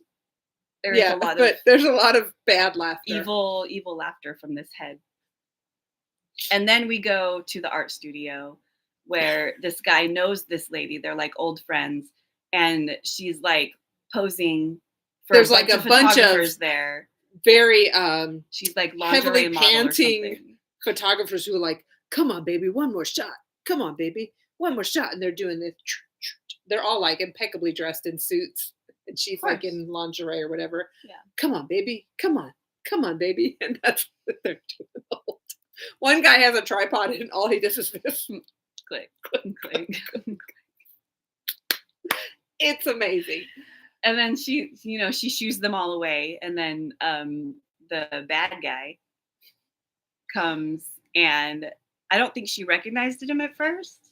She didn't at first, but then she was like, but then they're like old friends. It's like, you. Oh, what do you want to do with me now since the accident? And like she like moves her hair aside. There's and like you see like a little burn patch right here. Yeah. And that's what she's referring to. It's horrific and no one can fix it. Yeah, no one can love her with the burn here on her face. Right here. And no surgeon can fix it. And he's like, I can fix it. You would be surprised. Yeah, at the technology I have. Yeah. Because he doesn't need her head. He just needs her body. She's got a rocking body though. Nothing like a dog person missing arms. Yes. Oh my gosh. So he actually manages to get her back to his cabin, his murder cabin. Back to his murder cabin. And like, because he's convinced her. Oh, wait. You have to do the important part. She was like, I'll just call my friend to let her know that I'm going to go with you. I got to share the good news that my face is finally going to be fixed and my life is not ruined. And he's like, he's like, oh crap, how do I get her? And so she goes behind a dressing screen and she's changing in like 0 seconds. And he hands her a piece of paper and was like, here, write a note. He hands that. Write a note. I'll leave it on the lamp here. And like 2 seconds later, she hands him the note, and he goes and puts the note in his pocket and a folded piece of paper by the lamp because he's clever. Yeah.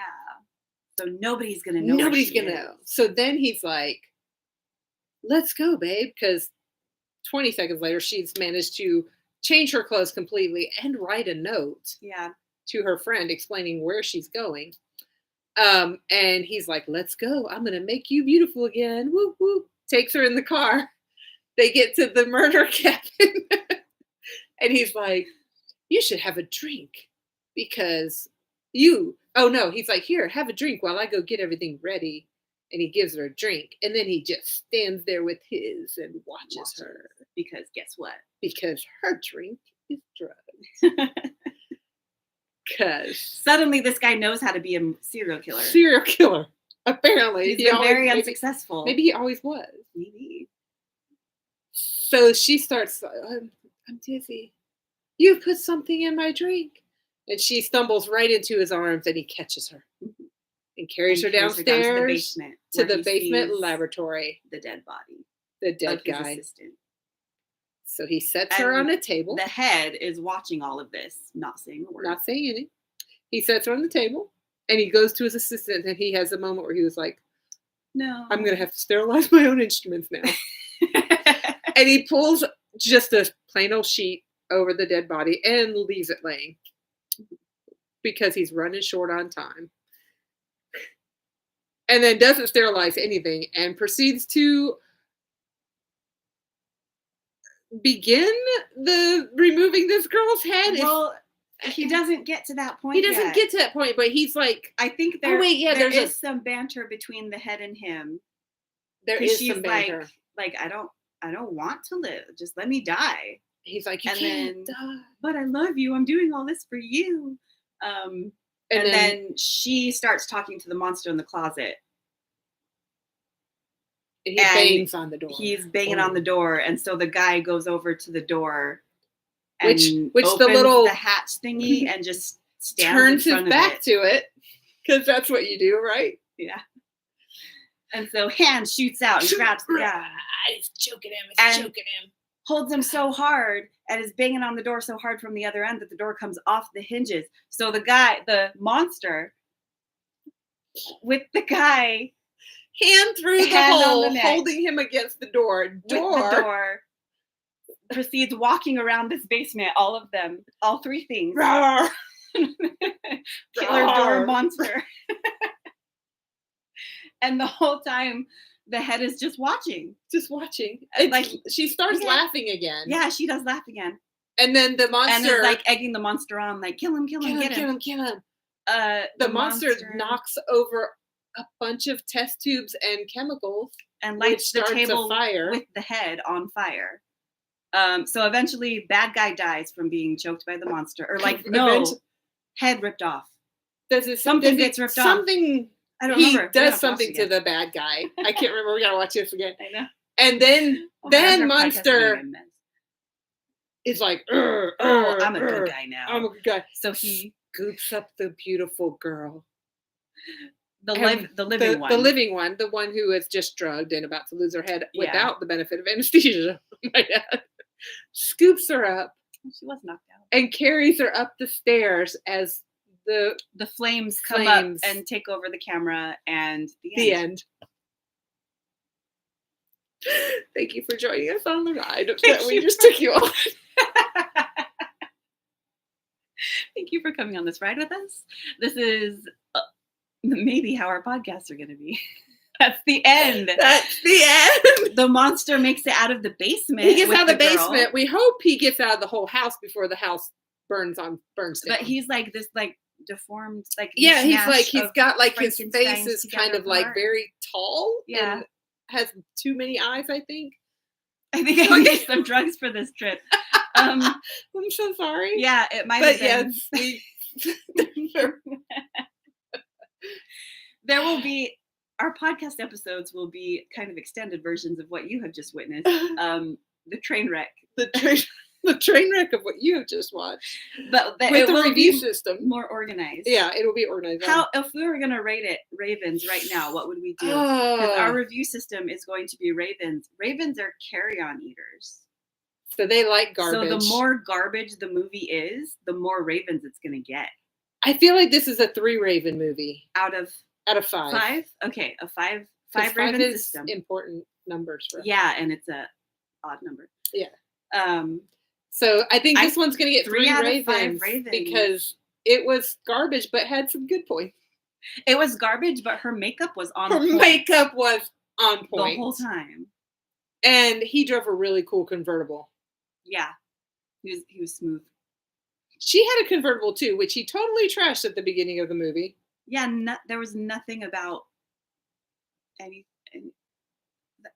She even had a dad at the beginning of the movie. She had a dad at the beginning of the movie, which never came brought up again. No, it was his dad. It was his dad? He had a dad. Oh, it was his dad. And he said that really creepy thing. Really cringy, creepy line. Oh. There's a scene in the very beginning. What is the cringy line? She comes in as they have finished the surgery and are like having a cigar or something. She says another cringy line too. But she comes in and kisses the fiance, and she says something about them getting ready to get married. They're gonna be married very soon. And the dad says something about them doing more than kissing. No, he says it's just not gonna be the same. Not getting to see you kiss each other again, or something really bizarre about coming from the dad. Like, he doesn't get to watch you kiss anymore. Weird. And I'm like, And then like later, Cringy what? a couple lines later, she says a cringy thing. The dad says something about eventually having grandkids or something, and she's like, they're not going to be test tube babies. Oh yeah. Like you don't talk to. You don't say well, like that. your grandkids aren't going to be test tube babies. Yeah. Just like apropos of nothing. Apropos of nothing. Test tube babies weren't even like on the radar of the movie so far. No one has mentioned test tube babies at all. And just the fact that like you're basically telling your father-in-law that, oh yeah, we're gonna do it a lot. Your future father-in-law. I don't know. Oh my gosh. Okay, I thought Hiddles was kind of anti-rating system, or was that just for books? I don't think you can rate books. Art is subjective. I think rating books after you've read them for your like to refer back to later is fine. But I think it's weird. Like, was it Sarah? Was it you that were saying you had a friend that wouldn't read anything that had been rated under like 3.5 stars on Goodreads or something? That's like weird to me. Yeah. Like if it's a book you've never read before, don't pay attention to the ratings. Yeah. Read it a shot. Like if you think if it's a genre that you don't particularly like, then maybe figure it out. Yeah. But like just saying I don't read anything under 3.5 stars is like, I don't know. I feel like you're just like, you're not giving anything a chance. Like, yeah. And like, I get that there are tons of other books in the world that you can read. And I'm literally like, if you start a book and it doesn't grab you, toss it aside. Don't read it. Don't feel like you have to finish it, but give it a chance. Except for Game of Thrones, because that sucked.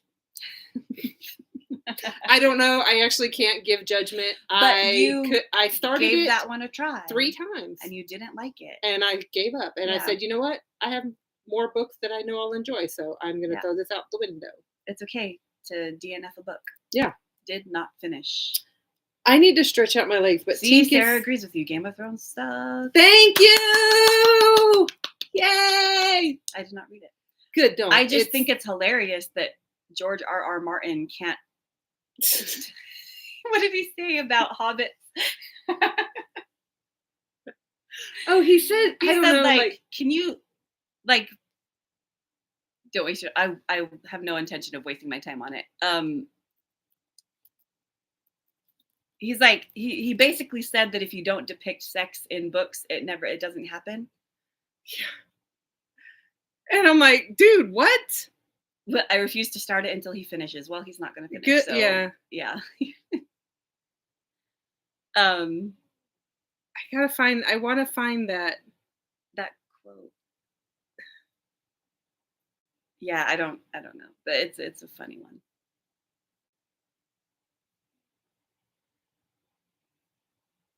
Anyway, this is a rabbit hole that we're gonna get into. Yeah, I don't know. I've never read any of the Game of Thrones books, so I don't even know his style of writing. I don't know any of that, but I just know that that's a book series I'll probably never pick up.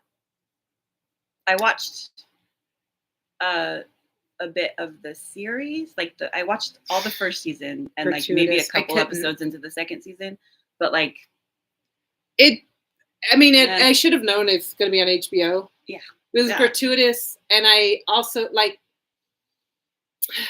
It was just I was like, this is stupid. I can't get into it. I was intrigued by some of the storylines. Some of the storylines was interesting, but so it wasn't enough to keep me invested. Exactly. And there was a lot of.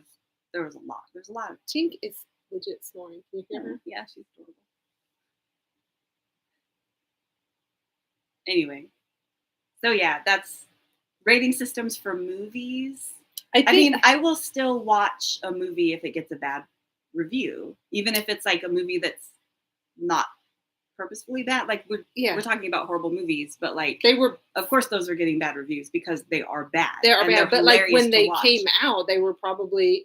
Some of them were bad when they came out, but some of them were like, wow, that was a really good movie when it came out because that was kind of the tech and the story writing of that time. Tron, for instance. Tron was like groundbreaking technology. I freaking love. Do you know Tron? No, okay. I love Tron. Okay, good. I was like, we were gonna have to like. I'm just gonna have to. I like it. Good. But like looking at it now, it's lacking. Yeah. But I love it. We should watch Tron. Yeah, I haven't watched the new ones. I just see the new one. But okay, my rating books. I think the thing that bothers me is the commentary of not reading something that has a specific rating, and also like because those are other people's opinions that give that book that rating. I don't read movie reviews before I see a movie. Yeah. Because I know that it will like, oh, this person said this scene was terrible. So I go in subconsciously, my brain is like, that scene's terrible. That's the terrible scene. That's the bad scene. And I'm like, yeah, they were right. It was bad. But I like to go in. Like, no, everybody hated Napoleon Dynamite. And I freaking loved it.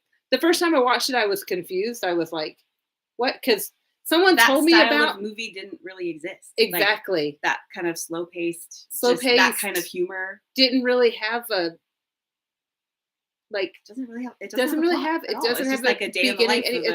Day in life type movie. Yeah, and it was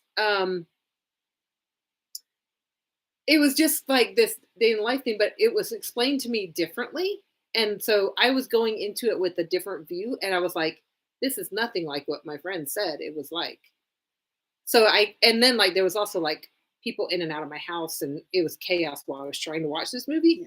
Yes. So I was like, no, just forget. And I went and watched it again like a couple of weeks later, and I was like, this is the freaking best movie that's ever been made to date. Like, this is epic and wonderful, and the comedy is on point, and it was just great. And so yeah, that's why I don't read movie writing reviews before seeing a movie or book reviews. Like, I don't want book reviews on the back of my book. I want story synopsis on the back of my book.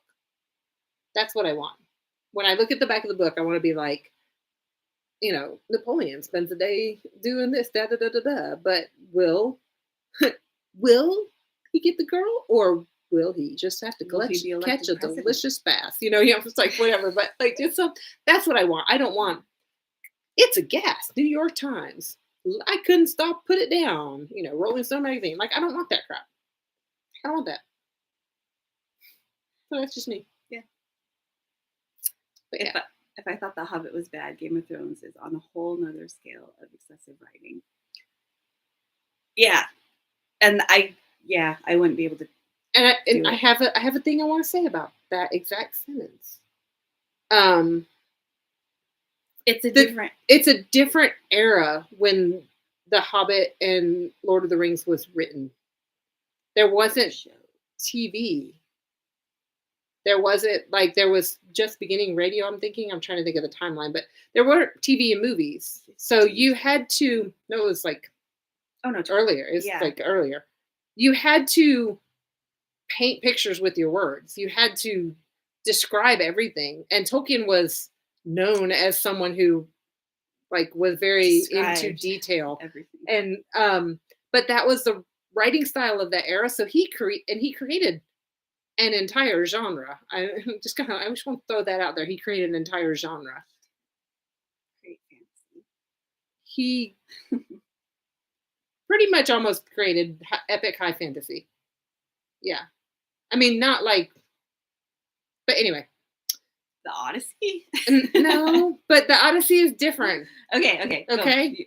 Your original That's point. Mythology. Okay. Not fantasy. Okay. But he for the writing style, it's an amazing piece of work. And yeah, it's just not for you. It's not for a lot of people. Oh yeah. But I think the writing style is definitely hard to get into. And I read The Hobbit when I was a kid, but I didn't like it. It wasn't until I reread it later when I was older that I was like, oh, okay. I get the story now. Yeah. Like, it just clicked. I never actually read The Hobbit. I read Lord of the Rings I don't know, probably 20 times. Yeah, and I first read Lord of the Rings when I was 15, 16. I read it when I was 6 or 8, somewhere there. That's unfathomable to me, because when I devoured everything, and we had a TV, but it was only turned on every once in a while, because we only got 3 stations. So, I mean, I liked reading when I was a kid, just not like books beyond my level. This is scorchingly hot, but we're charged, so we're good. But yeah, I just read everything I could get my hands on as a kid. Did not matter what level it was. I wanted just to devour books. Yeah. But the Game of Thrones books. There's something about his writing style, just the way he puts words together, that I struggle to read it in the first place. And I would have to go read his book again, and I won't waste my time doing that. But there's something about it that the way he writes annoyed me. And it took me a while to figure that out. And the story, like, I just was like, this is dumb. Like, that's just where I went. I was just dumb. I'm not wasting my time. I read a good chunk of that first book like 3 times because I kept trying to find it. Because that is epic high fantasy is kind of, that's one of my favorite genres. Like, I like it. But yeah, it's not happening. My leg is cramping up. I have to shift. I'm so sorry. Okay. I've never read a Brandon Sanderson book either. Yeah, they're a lot. They're I hear good things about them. They're all world building. Very long. Yeah. And the Mistborn series are not. I mean, they're smaller books, yeah, but like the Stormlight Archives are freaking tomes. Yeah. And the story is good, and he's building this whole universe that's like, what is going on? It's really cool. I like his characters. Yeah. And I think he is very talented. He is prolific. I will eventually read them. I will say, I'm not saying like, oh, I'm never going to read those, but like, if I could find them narrated by somebody whose voice I like. Yeah. Who does the narration on those?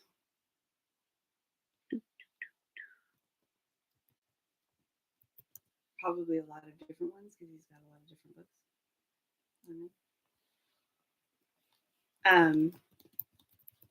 But yeah, I own Brandon Sanderson books. Nope. Kate Reading and Michael Kramer. Same people who did Wheel of Time. I love Kate Reading, Michael Kramer. It would just depend. I don't know. Okay, so that is, I think, why I can read the Brandon Sanderson long books. The Way of Kings, something is happening all the time. There are some breathing spaces where things kind of slow down, but even those are moving the story forward. Yeah,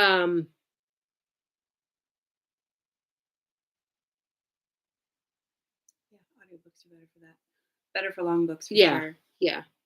But yeah, I actually enjoyed The Way of Kings. I read the first 2 Words of Radiance, maybe. Yeah, book 2. I did read that one. I haven't read book 3 and 4. I do own them. No, I own book 3 and Warbreaker, which was a standalone. Now it's got. What did you search for? I searched for. The Way. I just did Way of Kings. Okay. Yeah, so it's giving me. Red Rising. Yeah. C.S. Lewis. I don't know that one. Ransom Trilogy. Considered to be chief. I don't see C.S. Lewis as a science fiction genre. Yeah. I didn't know this. I'm gonna have to do this. Yep. Okay. Ooh. Yeah, but I'm with you, Will. If it's like a big, that might be why I'm hesitant to start Brandon Sanderson, even though like I have heard like so many people tell me that I would like them, and these are people that I trust. And also, he's a really cool guy. Yeah, I met him like a couple times at Jordan Con. He's super nice. That's very chill. And I think it's just the sheer size of the books that gets me, and they're intimidating. Even the audiobooks, like 20-something hours. It's a lot.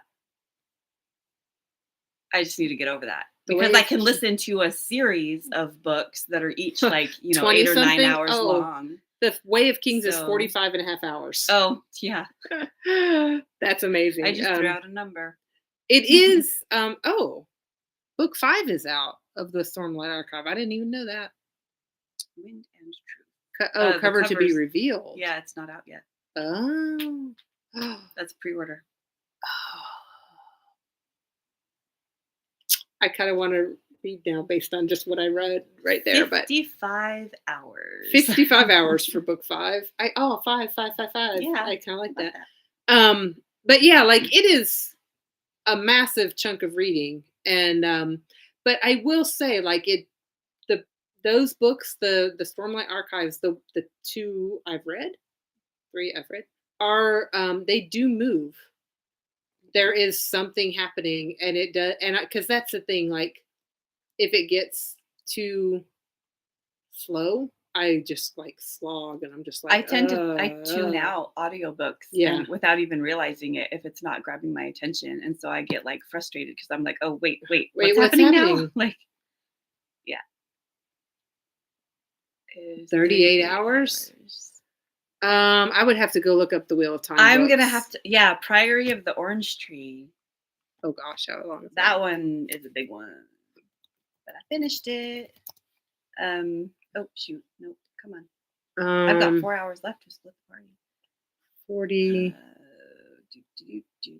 I've listened to the first. So Eye of the World. No, The Shadow Rising, which is book 4 of the Wheel of Time, is 40 hours. How Kings of the Wild? 41 hours. 17 hours. Geez, that's nothing. I forgot what I was looking for. Yeah, so like the longest, like A Memory of Light, book 14 is 41 hours, 47 minutes. That's the longest Wheel of Time book. They average around 26 to 30. But Tink, you're so cute. I think that you're Tink. But yeah, it's she's so cute. Just 25 hours was Priory. Okay, that's not even that big. It is. I mean, it's a big book, but yeah, that can't be the longest book I've ever listened to. No, you've listened to Wheel of Time. I've listened to a lot of books. Did you listen to the first? I've listened to the first. Books? I stopped in the middle of book 5. Oh, okay. So Eye of the World, the first one is 32. Yeah. The Great Hunt is 28. The Dragon Reborn is 24. And book 4 is 41 hours. So you've listened to some big ones. So. Yeah. Yeah. And like, I love the Wheel of Time. I love the story as a whole. But like, there are some books that are slogs in the middle. Like I think everybody says like book 6 and 7. You just like, you just got to slog through them. They're long, but a lot of stuff still happens, and you're at that point the party has split, and so you're like you spend some time with this person, you spend some time with that person, so it's like it is a lot going on. Also, I hate long audiobooks though. Yeah, I got to be in the mood. I'm just getting to where I can listen to audiobooks at all. I've been able to actually focus on them, but then like work has gotten. When the work around me is, when the kitchen is relatively evenly paced, I can sit in my corner, work on my pie dough, and just zone out to my book. But when it's frantic and manic in the kitchen, I can't. I just have to I usually have to turn everything off and just zone out in my head because that's just one more noise. Yeah. So yeah, it's like I'm struggling. But I did NPCs. And that was really good.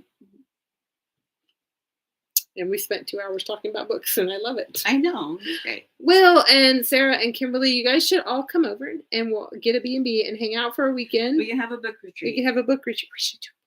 I mean, I think that would be awesome. Yeah. If we did it as a Patreon thing. She's doing her little toes, all of them. Aw. All 7 toes. Do you have such toe beans? I think that would actually be really fun because, like, my sister has done retreats for like, Ow! she's a life coach. She's done retreats that I've taught yoga at, and I think it would be really fun to put together a D&D/book/ we could maybe some yoga because we would have to do some yoga. Yeah. For anybody who wants to, just like set it up somewhere. Yeah, get like an Airbnb in Sedona for a weekend, and whoever can make it. Yeah, that would be so cool. Yeah, Sedona's gorgeous. I love Sedona. Yeah, it's really pretty. Thanks for keeping me company while you cook. What'd you make us for dinner? Yeah, we're just probably gonna eat Golden Grams. Yeah, we'll be over there. Blueberry lemon pie. Yeah, we'll be there in a couple hours. Yeah. It'll take us a couple hours just to get to the airport. If we drove to Texas, though, it would take to get to Dallas days. Is like, dang, it might Dallas be like 18 or so hours. Yeah. Meal prepping for my dad. Okay. Just a bunch of ground beef and rice. We have that. I like that. I gotta look. I'm putting Dallas. I know you're not in Dallas. Oh my gosh, are we stalking? Are we planning a trip? I just want to see how many. Yeah, we'll swing by and pick you up, and then we'll head over to Charlotte. And it's only 13 hours to Dallas. Okay, that's less than I thought. Oh, you really are in Dallas? Oh, okay. That's funny. We just put that out there to the world. To everybody. Sorry. Well, Dallas is big in a lot of people. So Charlotte. Oh, baby, I'm sorry. Now Charlotte is actually on our vacation list of things to make happen sooner rather than later. 28 hours to Charlotte. Yeah, we're not driving. No.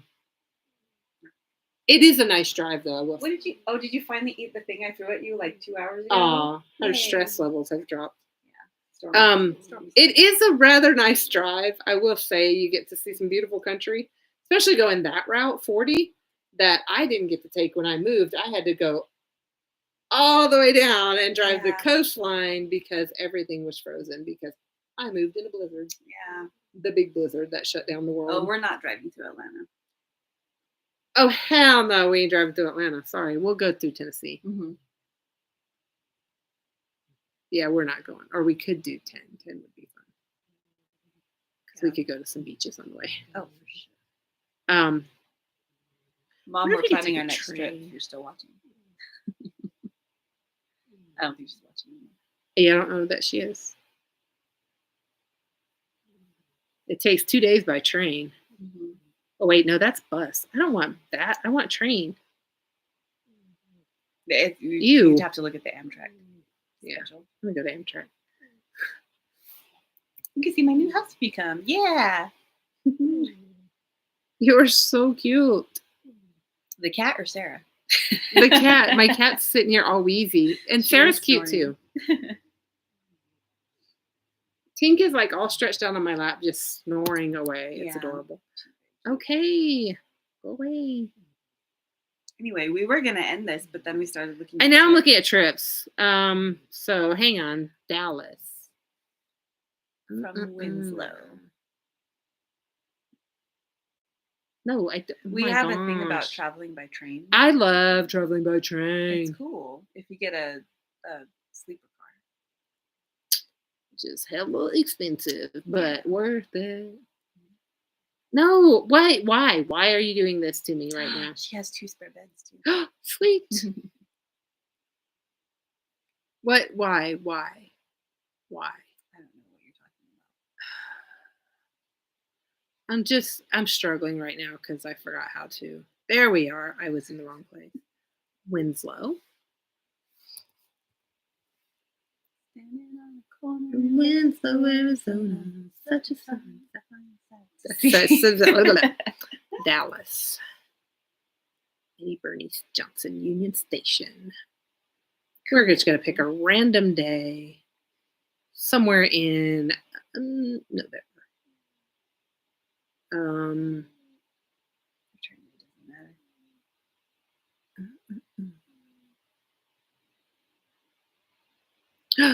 They do not have any travel aid?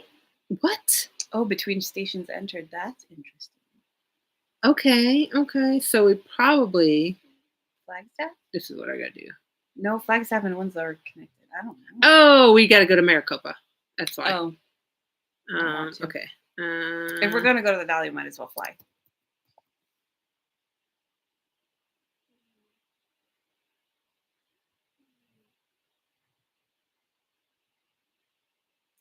This would be riveting. Riveting. A riveting life. I mean, we actually could. We couldn't fly for that. Mm-mm.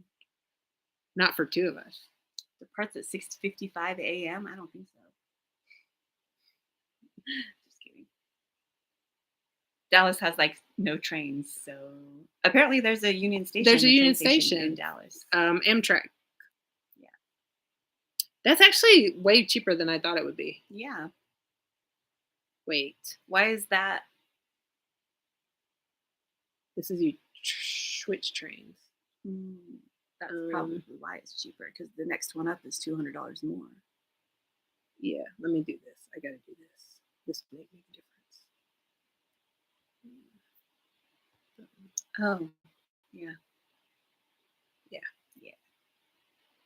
Okay. But that's still probably both of us She flying. says there is. We have infrastructure. I don't know if you have an Amtrak train station, which is probably going to be. It's probably somewhere on the outskirts of the city. Like if you have any. I'm gonna say stockyards, but that's not the right word. Freight trains. If there's a freight train yard, Amtrak will go because they use the freight train tracks. Which is, we should have more trains in this country. I'm telling you, because trains are an awesome way to travel. You sound like Sheldon Cooper. I do sound like. Oh my god, I'm Sheldon. I'm not that nerdy about trains, but I love traveling by train. It's really fun. It's relaxing. Yeah, public transit in cities like New York and Chicago have public transit, but like it's so everywhere else is just like really struggles. Like, and I'm like, it was a real big deal when Phoenix and like Tempe got the light rail system, but that only goes to so many places. Like they haven't like really here to here put a whole lot of effort into expanding it. So, and then like city buses are buses. Yeah. And buses suck. Yeah. I mean, they're useful for what they are useful for, but they just are not. It's the diesel for me that just kills me. But we could get there. We could take a train to Dallas, and then from let's see, from Dallas, let's see if we could get to Charlotte from there.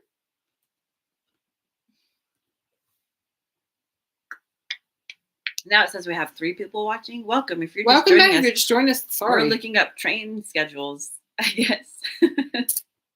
Yikes. That's expensive. Oh, is that the whole? That's the whole. That's from Maricopa to Charlotte. Okay. 68 hours. Yikes.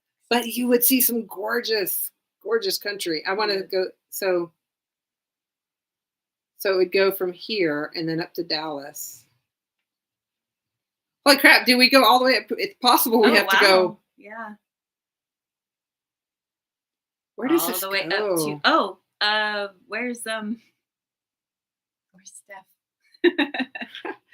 So no, you go to New Orleans. So you go up to Dallas and then back to San Antonio, so across to New Orleans. I would take that trip in a minute. I want to do the New Orleans. I want to go back to New Orleans so bad. I want to actually, and I would like to go.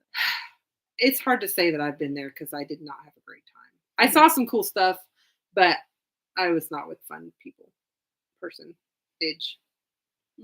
So so we would go up, we'd come up, and then we'd have to come back down. I don't want to do that.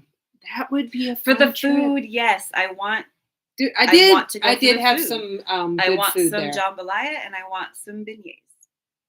Didn't do beignets because I was really trying hard to be gluten free. Yeah, and that made me sad. They have to have gluten-free beignets. I've made gluten-free beignets. It was the February after Katrina. They barely had food. Okay, I forgot. They barely had food, and you got 6 ice cubes in your cup, which was really difficult for me because I want more ice than liquid in my cup. Yeah, it was nuts. Yeah, being there. But yeah, I would like to go back in the winter. I want to do a ghost tour in the winter. That needs to be a winter trip. I want to go because look at that mansion. I do not. I'll go there. That's scary. No, yeah, it's got bad juju. But it's for sale. The Lalaurie mansion is for sale. Room temp. Wow. Become ice. I mean, a lot of people are. I know. For me, it's like I used to be able to handle room temp things, and then I got bariatric surgery a few years ago. I've never been able to do that. And it upsets my stomach to do anything at room temperature. Like last night, I woke up super thirsty, was too lazy to get up and get like ice water, but I had a cup of melted ice by my bed. Oh. And so I took a drink and regretted it because like it took me a bit to get back to sleep because my stomach, like I just sipped it too. It's the weirdest thing. That's weird. Yeah. It's such a weird thing. And apparently it's pretty common for people with this surgery to do. Like it either has to be a flavored beverage or just ice. That's interesting. So that's why I'm always chewing on ice that's interesting. It's weird. I just despise room temperature drinks. Yeah.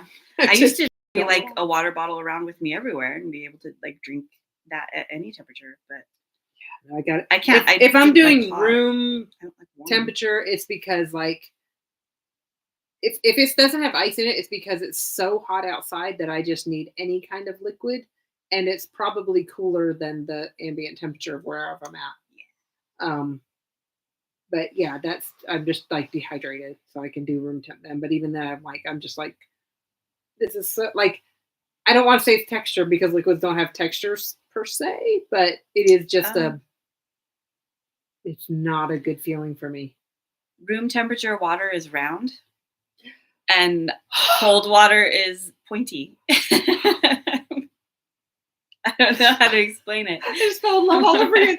You get it. You get it. Yes. Thank you. No, I saw that on a meme, and I was like, yes, that is exactly it. And I don't know how that works. Like vanilla is soft. Yeah. And cinnamon is sharp. Yeah. Yes. I'm so happy right now. Yeah. Sorry. Yes. Okay. Wow. Anyway, this moment. We've been talking for 2 hours. I know we've been talking for over 2 hours. We haven't had a long tea time in a while. Yeah, we've just been like an hour.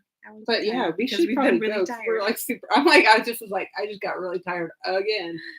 So it gets too hot and it gets pointy again. Yeah. Yes. Yeah, if it's too hot, it's sharp again. Yeah, it's pointy. Oh my God, you are my people. Yeah. I'm so happy. I'm so happy right now. Yes. But we should go. We should eat something. We have to plan Tuesday's game. Oh my gosh, we have to plan Tuesday's game. Yeah. We have part of it planned. Yeah. And it's going to be we came up with a bunch of stuff for this world that you guys are in last night when we were making pies. Pie time. And we also may have nixed another world that we were going to put you in, but we didn't really have a solid plan for. We just wanted it because it was going to be kind of a cool world, but there was no purpose to it. It had one purpose, like one thing. But then that thing kind of morphed, and we are doing it in this world instead. I know. And it's going to be so much. I was really struggling. It was the whole conversation of your characters need to do a thing, but they won't do the thing. And I was struggling to make that world do the thing that it needed it to do. Yeah, like if the world were a character and had to serve a purpose, this world was not doing it. They were refusing to. And the world the steampunk world we have you in now, Paradise, is like, I'll do it. I got you. Check this out. Look what I can do. And I was like, my dude, hired. Yep. You're in. Yep. Let's go. We're excited. Yeah. But this also means that it is going to be a longer arc than we had previously planned for. And this is you guys are level 13 now. We only have one more arc after this. You are level 13 now. Yeah, level up. Level up. Also, oh man, you're level 13. You keep saying that. Things are getting hard. Zero context. I'm just like things are gonna get harder. Just get harder. It's just gonna get harder. Yeah. So many characters are going to hate you for a desert arc. Azalea loves me, and that's important to me. And Anira will forgive us. Anira will forgive us eventually. We have a plan. Anira will forgive us eventually, hopefully. Yeah. Yeah. What? We'll think of something. We'll think of things. We want to think of things for everybody.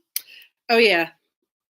And when I say things, I am purposefully not elaborating on that, and I'm sorry. Oh. But yeah, we have a mechanic in mind that is going to come to light and has already sort of started to come to light, but we want to be able to do it for everybody.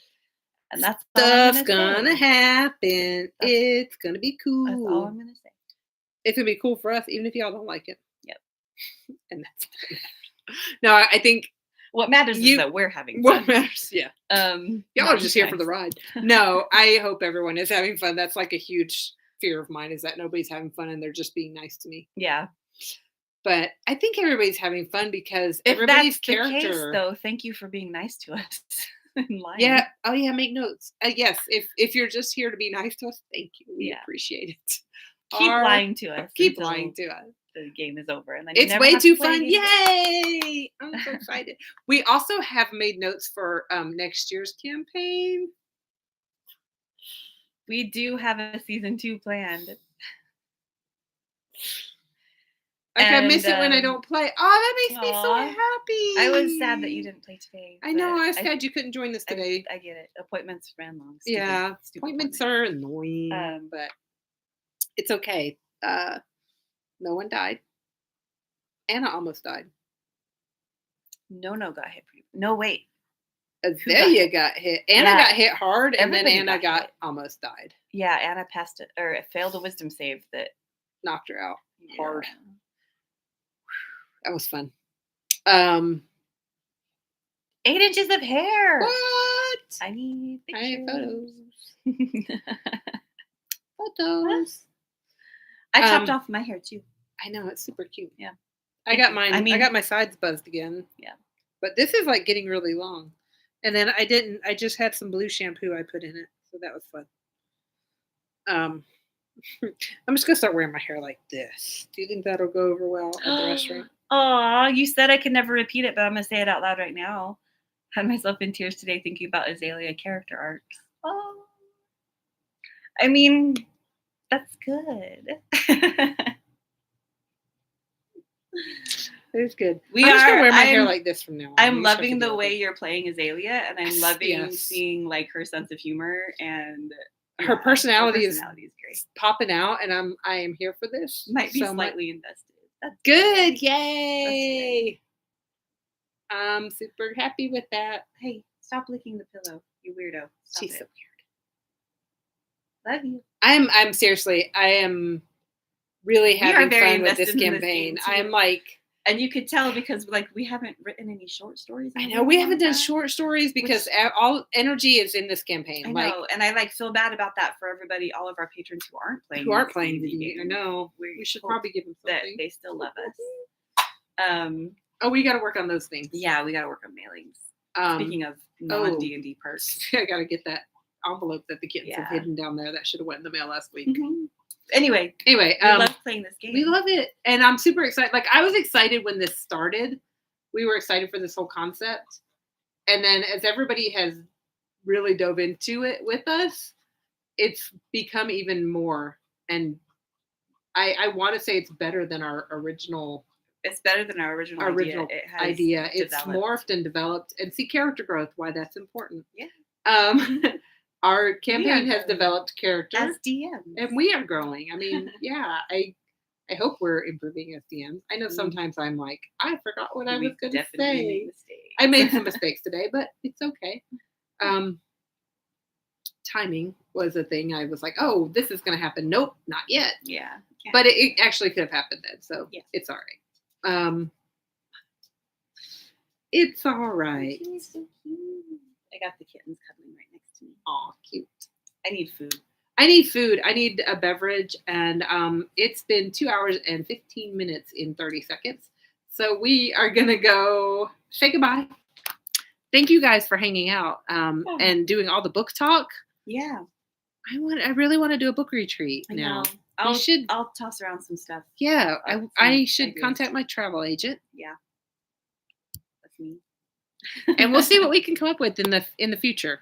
Probably not right away, but we'll see what we can come up with in the future. Right away at all. See you guys. Bye. Bye. I gotta find the buttons. And. Keep waving. Bye.